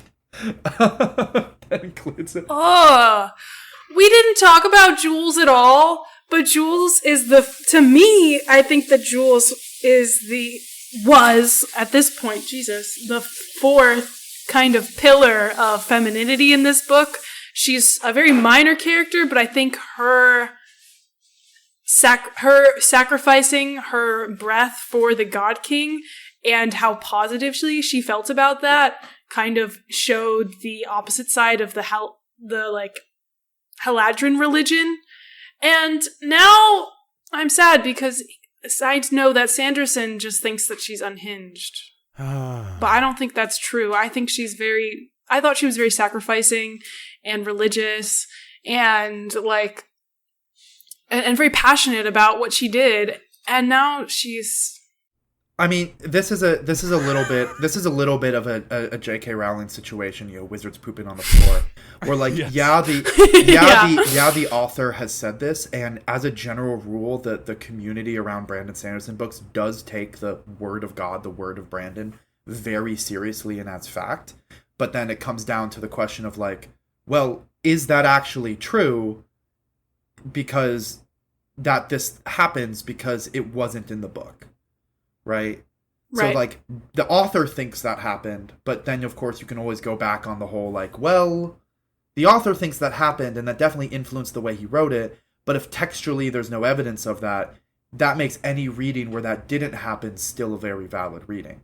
Like, Taylor, you making that reading of it being a very interesting pillar in the story, that I don't think that defies your reading, it just means that Brandon Sanderson did not have that reading. Yeah. Right, exactly. Authors will oftentimes write things and be wrong about their own work. I mean, I was happy that he confirmed that it was our steal, because there is a moment when Denth looks at Claude and when Vasher meets Claude for the first time, he's like, "Whoa, what the fuck?" And then he's like, "Okay," and then he kind of pretends that didn't happen. So I was like, "Oh, it's our steal, isn't it?" And I'm glad he confirmed that. Yeah. Which also explains... Because that was actually in the text that never got explained. Which also explains why Claude was a better sword fighter than the other lifeless, because he had a little bit of that R-Steel in him. That's what I was guessing. Yeah. So I hated that. That was awful. Wow. I'm fascinated by that. In my reading, Jules is pious and is a firm believer in the Haladrin religion. Again, it's not in the text. It's not in the text, Taylor. You are correct. Is so important to Vivanna's character growth. Mm-hmm. Well, just to explain more detail, the reason to anyone that didn't read, the reason Jules is so interesting is because she's a mercenary that's directly working against Halandrin right now. Even though it wasn't she wasn't actually working for Idris, she's working for the Pankal dissidents. It's still working against Halandrin, but she's also devoutly a believer in the religion.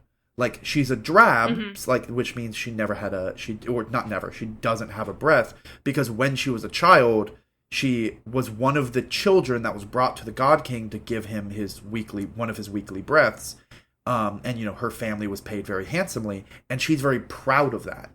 She's very proud of the fact that a little piece of her soul now lives within her god. Yeah.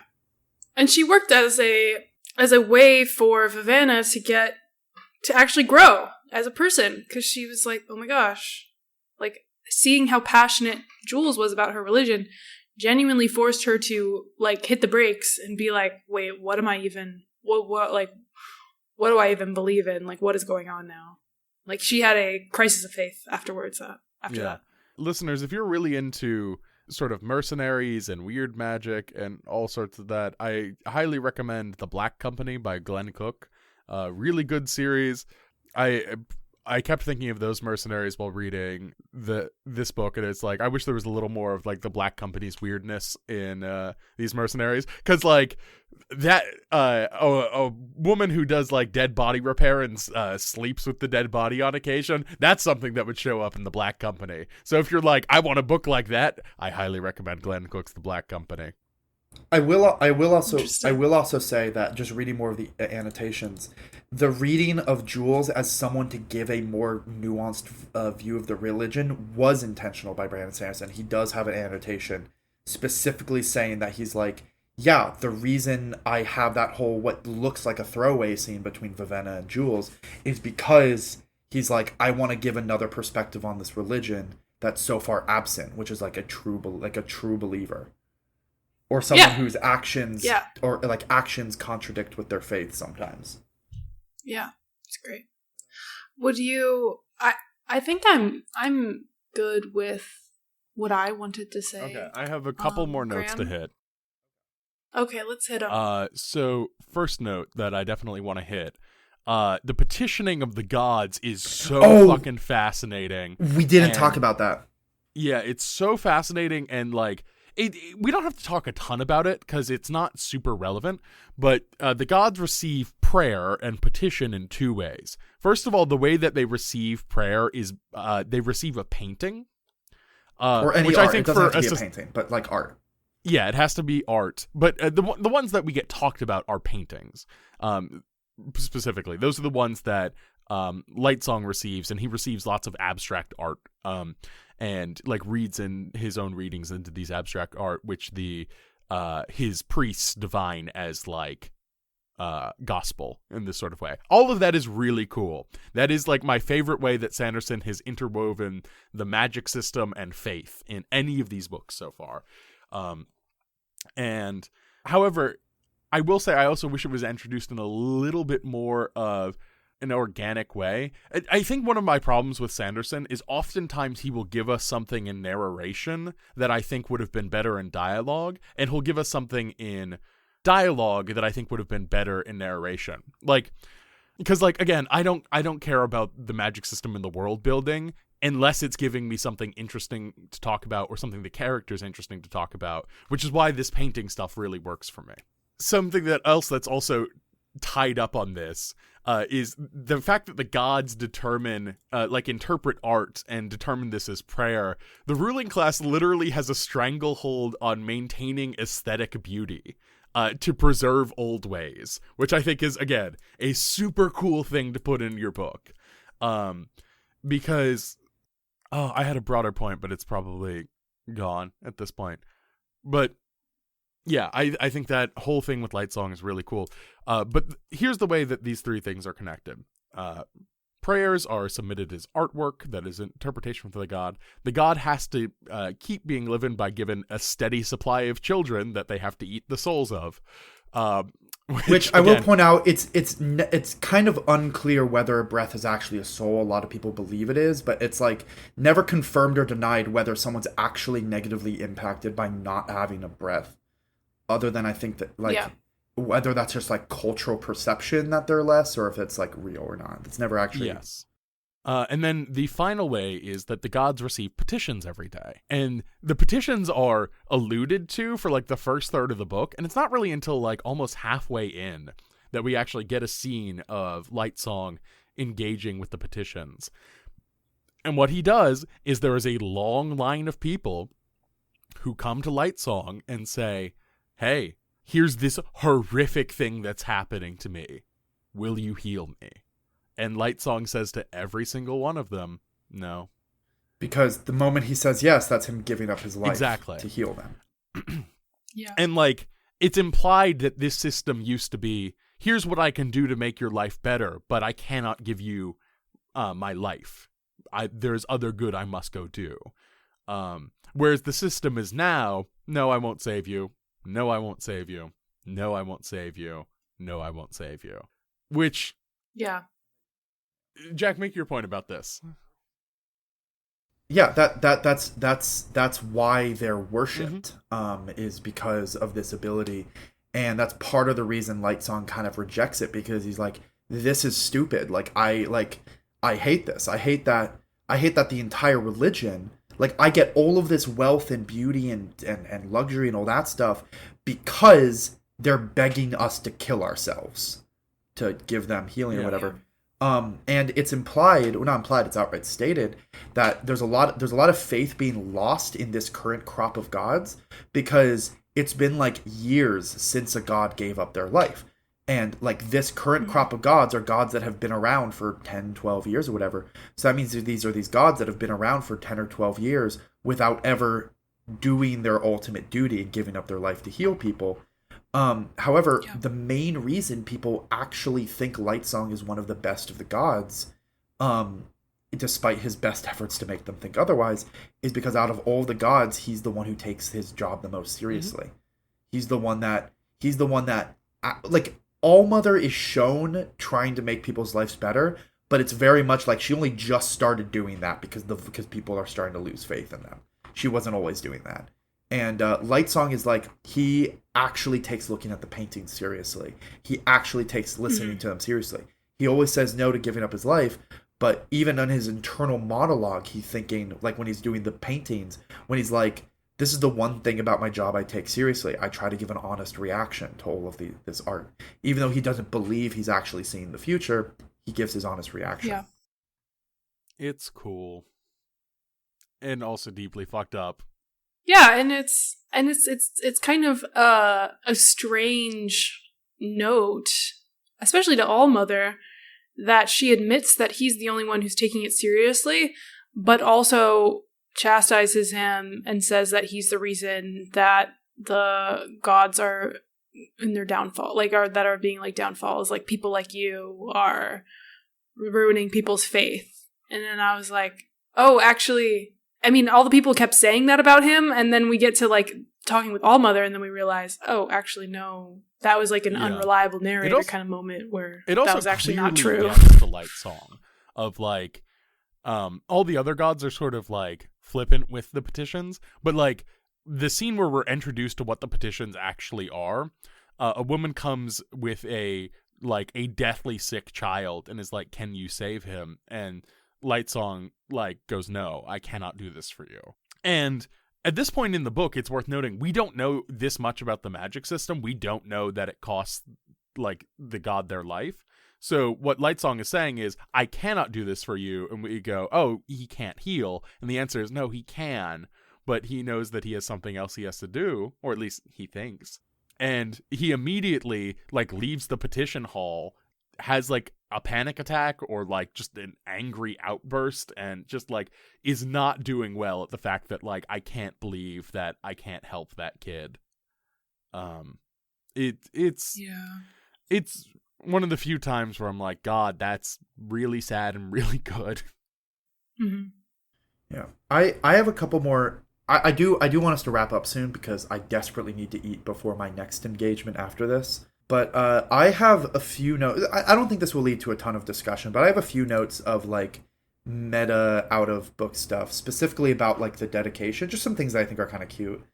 For example, Taylor, you pointed out that this is the third book in a row that had a dedication basically being like to Emily who said yes. Most of that having to do with the fact that they got published after they got married. But Warbreaker was the first book that he started writing while they were dating, and through the dating and engagement and marriage, he was still writing. In fact, he had a bunch of swords. We looked at those pictures of him at the wedding with all the swords. Apparently, each one of those swords commissioned had the name of one of his characters on it, and his wife's was Lightsong. Aww. His wife's sword was the Lightsong sword. This was the first book that his wife, I think her name's Emily, had input on the writing process. And his plan, which he gave up on because he realized logistically this is a nightmare and it's not going to work out. But his original kind of dream was that the book would be published and the dedication would be his proposal to her. He'd bring her into a bookstore to see the book on the shelves for the first time, walk her over to a book. She reads the dedication. and he would have coordinated with the bookshop that the next page would have like the ring tape to it or something. So his original plan was to use this book as his proposal, but then the reason he stopped it was like, yeah, like book publishing takes a long time. We got married before. Yeah. We got engaged and married before the book ever came out. But that was but that was just something kind of cute, because we talked about before, like his dedications keep referencing his wife and like the impact that has on his writing. What else? Other thing that makes this book unique is it was serially posted online for free. Yeah. Not just chapter by chapter, the rough drafts. He would finish a draft of the chapter, do spell check, and then post it online for people to read and respond to. Which I have no idea if that impacted his writing process, like if he like actually read the comments and made an impact, because he claims that the reason he did it was because he wanted people to see his writing process.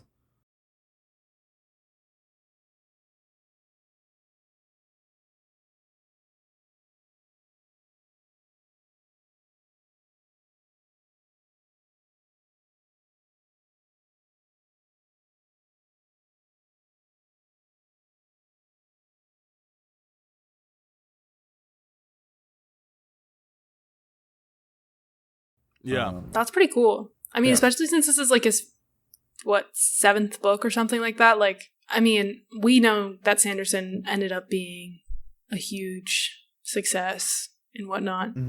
But I'm sure that was really interesting for a lot of early fans. Yeah. Hello, folks. This is Editor Graham here. This was like Jack 2009 too, so cool. He was like, and the internet wasn't given new, the size of our audience, but it was also not like very big, very but different it's place bigger than the three of us. us. Maybe I am wondering if there are any Sanderson fans the internet and the publishing industry were who going were to here for the process of Warbreaker being written live and being posted online, who could write in and tell us what that experience was 2009. like. Yeah, the annotated version was 2010.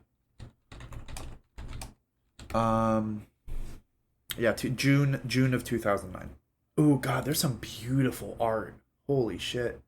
Sorry, people are posting art from like the leather-bound version, and some of it is like really, really pretty. Here, I'm gonna put it in general. What are our last kind of things we want to say before we get to one more sort of broad thought that I really like. Two things. One, we get a scene where Lightsong is playing a game that he doesn't seem to know the rules of, but is inexplicably very good at. And it's like this bizarre archaic version of like golf and croquet, but like also shot put. It's this bizarre sport that like he's constantly... Like his turn comes up. His turn comes up, he'll pick a random ball and throw it, and they're like, outstanding move. And he's like thinking in his head, I literally have no idea keeps winning. But he keeps winning is the thing. Yeah. But the thing that I really like about that is the other thing of like, a lot of Ravenna's scenes take place in restaurants, and in Mistborn and Elantris, we are never so grounded that something as simple as a restaurant could exist. We are never like that sort of close to like our characters where we can just give them time to talk and hang out.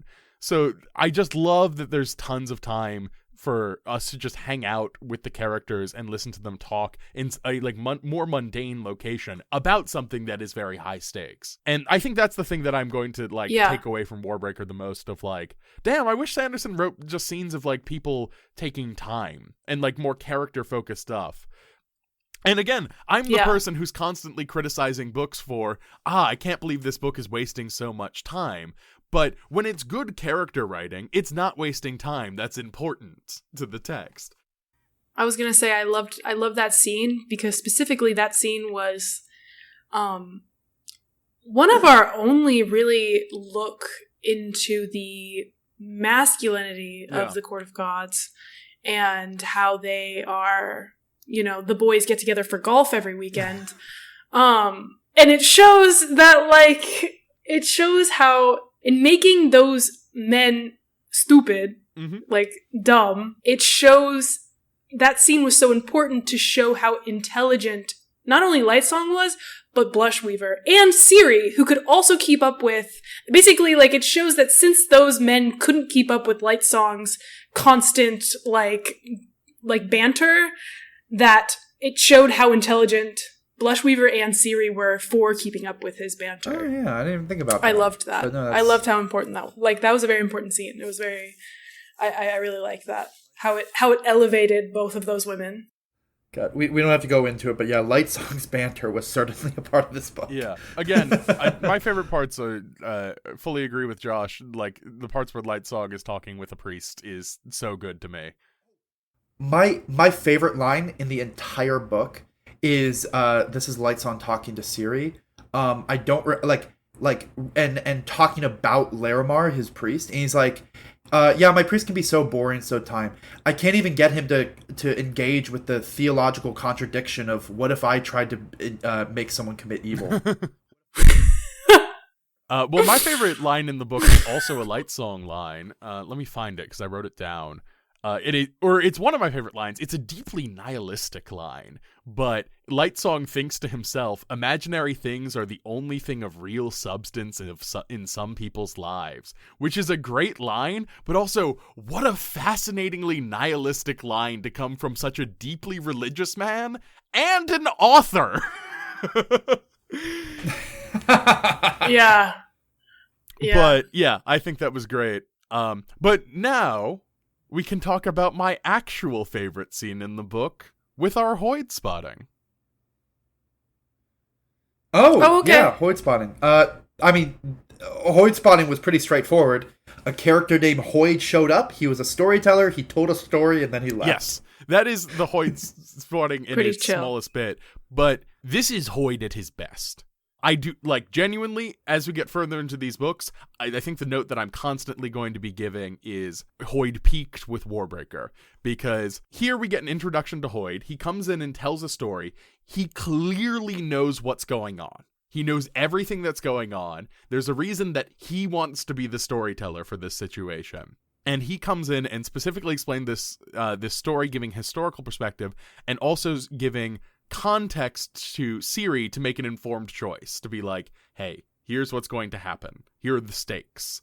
And I love that he's just this character who, we have encountered before. He's clearly kind of powerful, and he just comes in and influences the events that's happening on...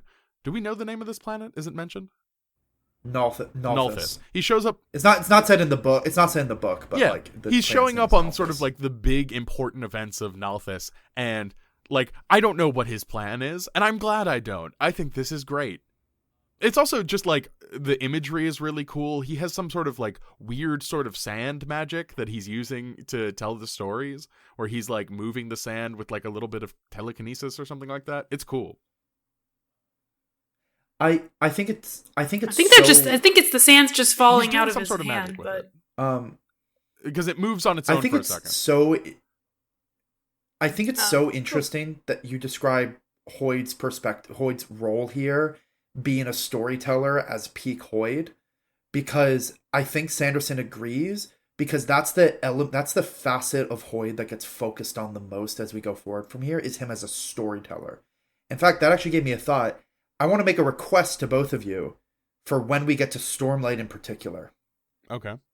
The character that ends up being Hoid in that book, think of him as not this character. Think of him as a new character. And the reason I say that is because in Stormlight, he becomes not just a background Easter egg. He becomes an actual character in that story. And I feel like if you're reading Stormlight, wanting him to be this cool Easter egg background character, you're going to be disappointed. But there's a version of his character that actually is really interesting in that book. I think I'm just going to be disappointed regardless. I probably, but Hoid as a storyteller. Hoid is the 10th heightening, and he's super powerful. I mean, probably. And he's got all the he's both the Mistborn, and he's got the at least 7th heightening. I don't know. In this story, he wouldn't, because if you have a heightening of 7th, that's really obvious. But he does know how to do awakening. He does know how to use breaths to do awakening. Yeah. He knows how that magic works. Yeah. But that magic's also a little less of an inconspicuous magic system, where it's like him walking around with the 10th Tightening. That's obvious. Yeah. Like, he's making light refract around him. But I will say, you will see him in the future use Awakening. Yeah, we'll get there. But again, I think this little scene is him at his peak of just like. I fully agree, and the thing is I didn't realize this, but like in my head, Hoyd is the bard, is the storyteller character, and I didn't realize until you pointed out. But wait, no, this is the first time we see him telling a story. Every other time he's shown up, he's been a beggar or an informant or something. This is the first time we see him in bard mode, and that's the best version of him, and that's the version of him we'll see more and more and more often in the future. Is as basically just the bard who knows too much about what's going on. I will also say that Hoyd has a great line where like Ciri asks him like, "How do you know all of this?" And Hoyd responds, "Let me get the exact line because it's good." Yeah, I learned it many years ago from a man who didn't know who he was, Your Majesty. It was a distant place where two lands meet and the gods have died, but that is unimportant. What is I underlined that and I was like, I don't think we've read that book That yet. answer does not exist yet in any published book, if that answer is ever coming to us. I hope we never get that. Like, I think that's a That great answer... line. I hope it's never explained. It's so much more interesting to me to not know. So, for rankings, I would say Warbreaker's my favorite. I don't really need to go through. Warbreaker's number one. I'm putting Warbreaker on one, which I am personally surprised by, because I remember being kind of cool on this book when I first read it a long time ago. But I really like it this time. Graham? I'm torn, because I'm going to keep Hero of Ages on top. Well, okay, if the rankings are, this is the best book, for sure Warbreaker is the best book. It is the most thematically and tonally consistent, despite the fact that I don't like the ending. It's the most book written for adults that he's written, and it's just well thought out, well put together, good book. If we're still talking about favorite books, it's Hero of Ages. Nothing's going to be the last 50 pages of that book. So, that's fair. Just to be different, I will put my rankings are the same, but Hero of Ages is first and Warbreaker is second. Although I do acknowledge Warbreaker is the better book. So our next book is Alcatraz again. Woo! Me personally, I'm Alcatraz looking forward versus to the Knights it. of Crystallia. Yes, we get to go deep into our girls. Yeah, I'm excited. What is her name? Bastille. We get to go deep into Bastille and see what's up with her. About that. Mommy issues. And then after that, we get our first Wheel of Time book. I am terrified, personally. I will probably be reading Wheel of Time and the big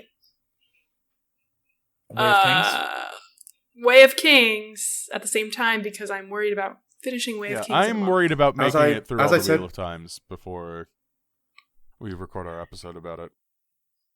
Well, then you're just going to have to watch a YouTube video. I feel like you're not going to be that depressed to watch a YouTube video and then jump into... Graham is being brought closer and closer to the edge as he's trying to finish all the Wheel of Time books. At least poor guy's been going through a week. At least once a week, we get some kind of text or some kind of voice memo into our group chat about how much pain Graham is in trying to read these Wheel of Time books. They're so insane. Yeah, and I'm so excited to jump in so completely blind and have no clue what's going on. Than I am. I think that's it because y'all got to go eat. So, thank you everyone for listening. Oh my god, 3 hours and 15 minutes. That's going to be a long one to edit. Yeah. Yeah, thanks everyone for listening. Warbreaker's good. Go read it. If you don't read anything else, if you want an easy intro into Brandon Sanderson, that's also one of his best works, but not committing you to a full series. Yeah, also, if you bounced off Mistborn, I think you might genuinely really like Warbreaker. Friend of the show, Sophie, if you're listening to this, you would probably like Warbreaker the most of Sanderson's book. I love that we just did 3 hours talking full spoilers of what happens in Warbreaker, but now we're recommending it. I'd still say the book is worth reading, even with all these spoilers. Yeah. Thank you for listening, folks. Okay. Thanks for listening, Well, everyone. Have a lovely day. Thanks for listening. A Grain of Sanderson is created by Graham Gilman, Taylor Lane, and Jack McLaughlin. I edit and produce the show. Our logo is by our very talented friend Ben Busby. Our theme music is Goodnight Kiss by Too Mellow off the album Midnight Broadcasts. You can find their work at twomellow.net, that's the number 2, MELLO, and Too Mellow Makes at bandcamp.com. Thank you so much for listening.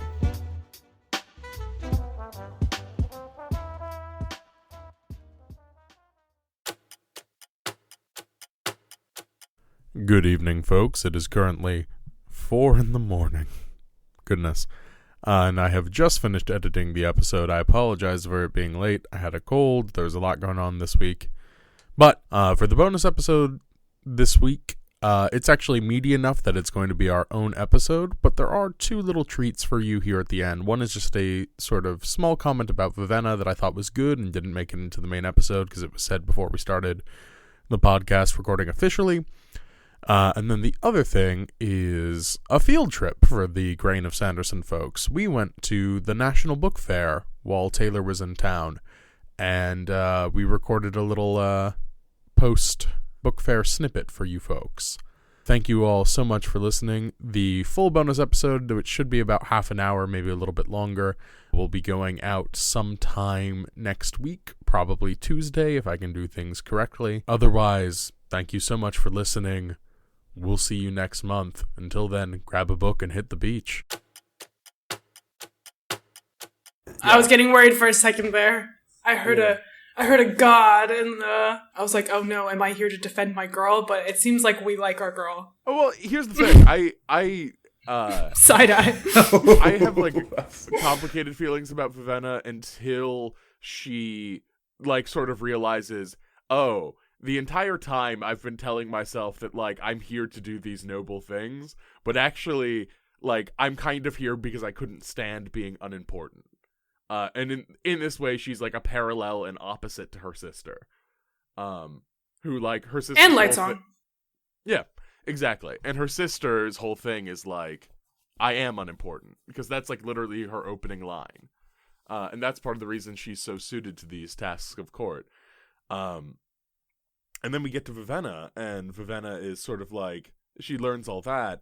And then, once she's learned her lesson, the book is like, let's really punish her anyway. And it's like, I don't like that, but... All right, so we're coming to you live from the streets of D.C. We just got out of the National Book Festival. Bonus episode. Bonus episode. Sure. I mean, we're recording in 2 weeks, so... We're out on the Fair. street. Who started around us. Warbreaker? I am 10% in.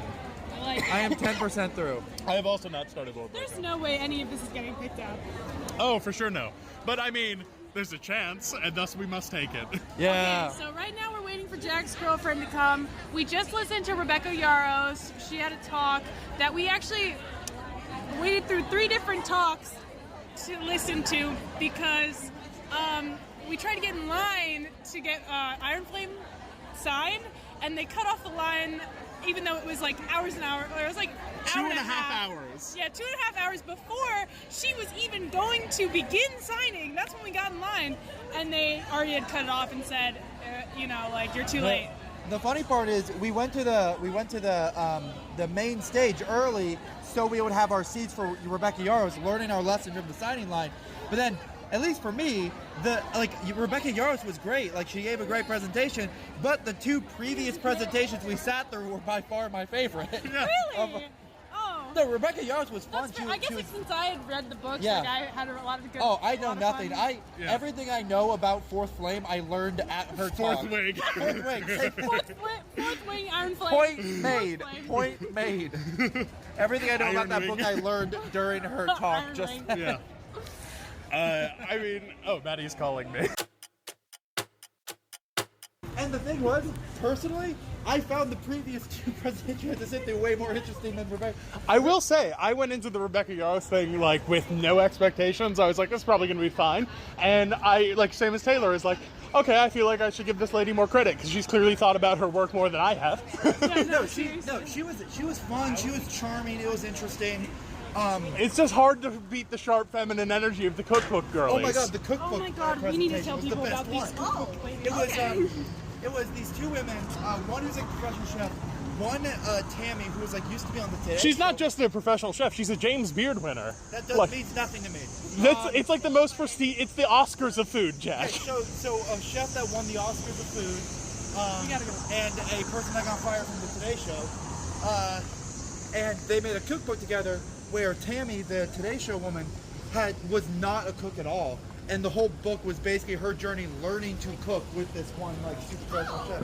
And they stole the fucking show. No. They were so funny. They were so entertaining Caesar. and charming to watch. That's his They name were from so, the Hunger it was Games. just- it was Oh just yes. so much fun. Oh, you're totally right. Oh my god, yes. And That then the woman- other one was the two authors of what's The her name Expanse. is? Okay.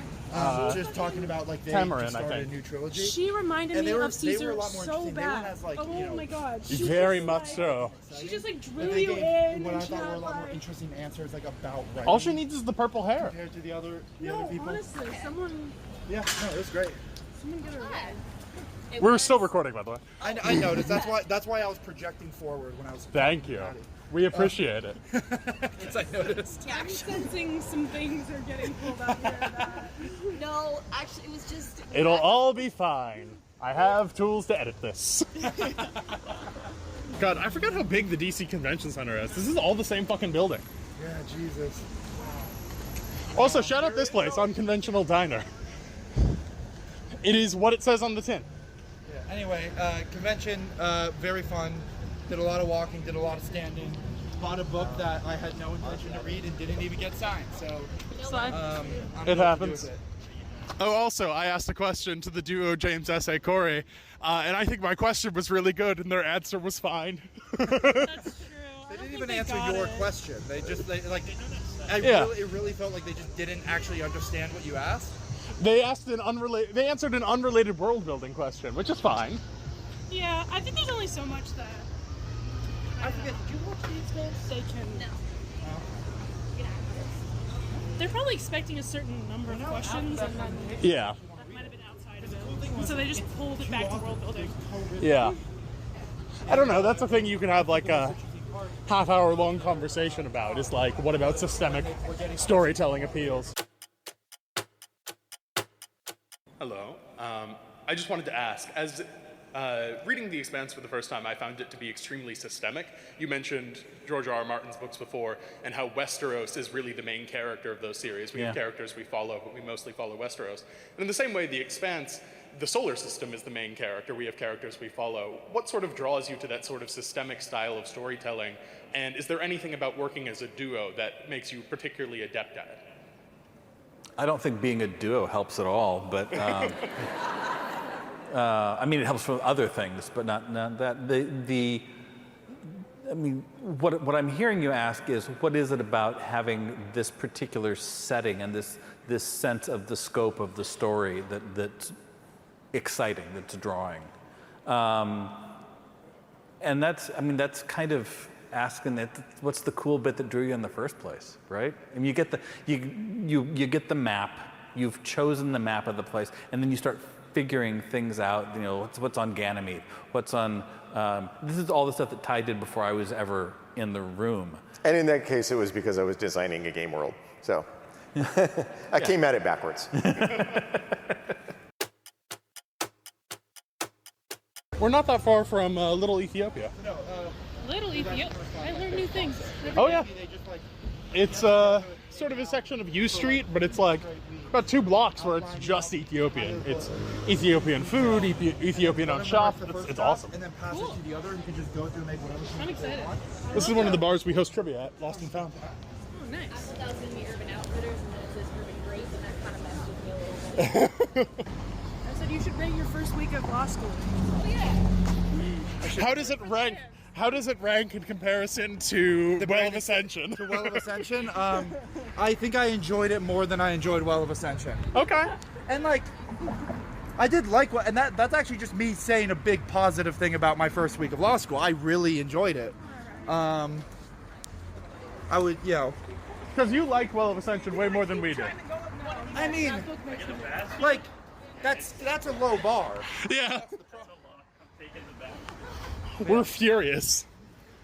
Like Taylor and Graham actively like drop of it I forgot how expressions work. At the drop of the hat, we'll go on angry rants hating Well of Ascension. While I'm just like, yeah, it's probably the weakest one. And that's You don't have strong enough hater energy. I'm not enough of a hater. Except when it. I'm not enough of a hater except for anything Terry Goodkind has written. My last words are going to be, I wish I spent more time hating. We're going to go eat Ethiopian food because old Ebbet did not have space. Yeah. I wanted my midnight oysters, but instead we're having Ethiopian food, which I've never tried before, so review incoming on our next episode. I love their spongy bread. Yeah, the injera. The injera is so good. It's really good. Yeah.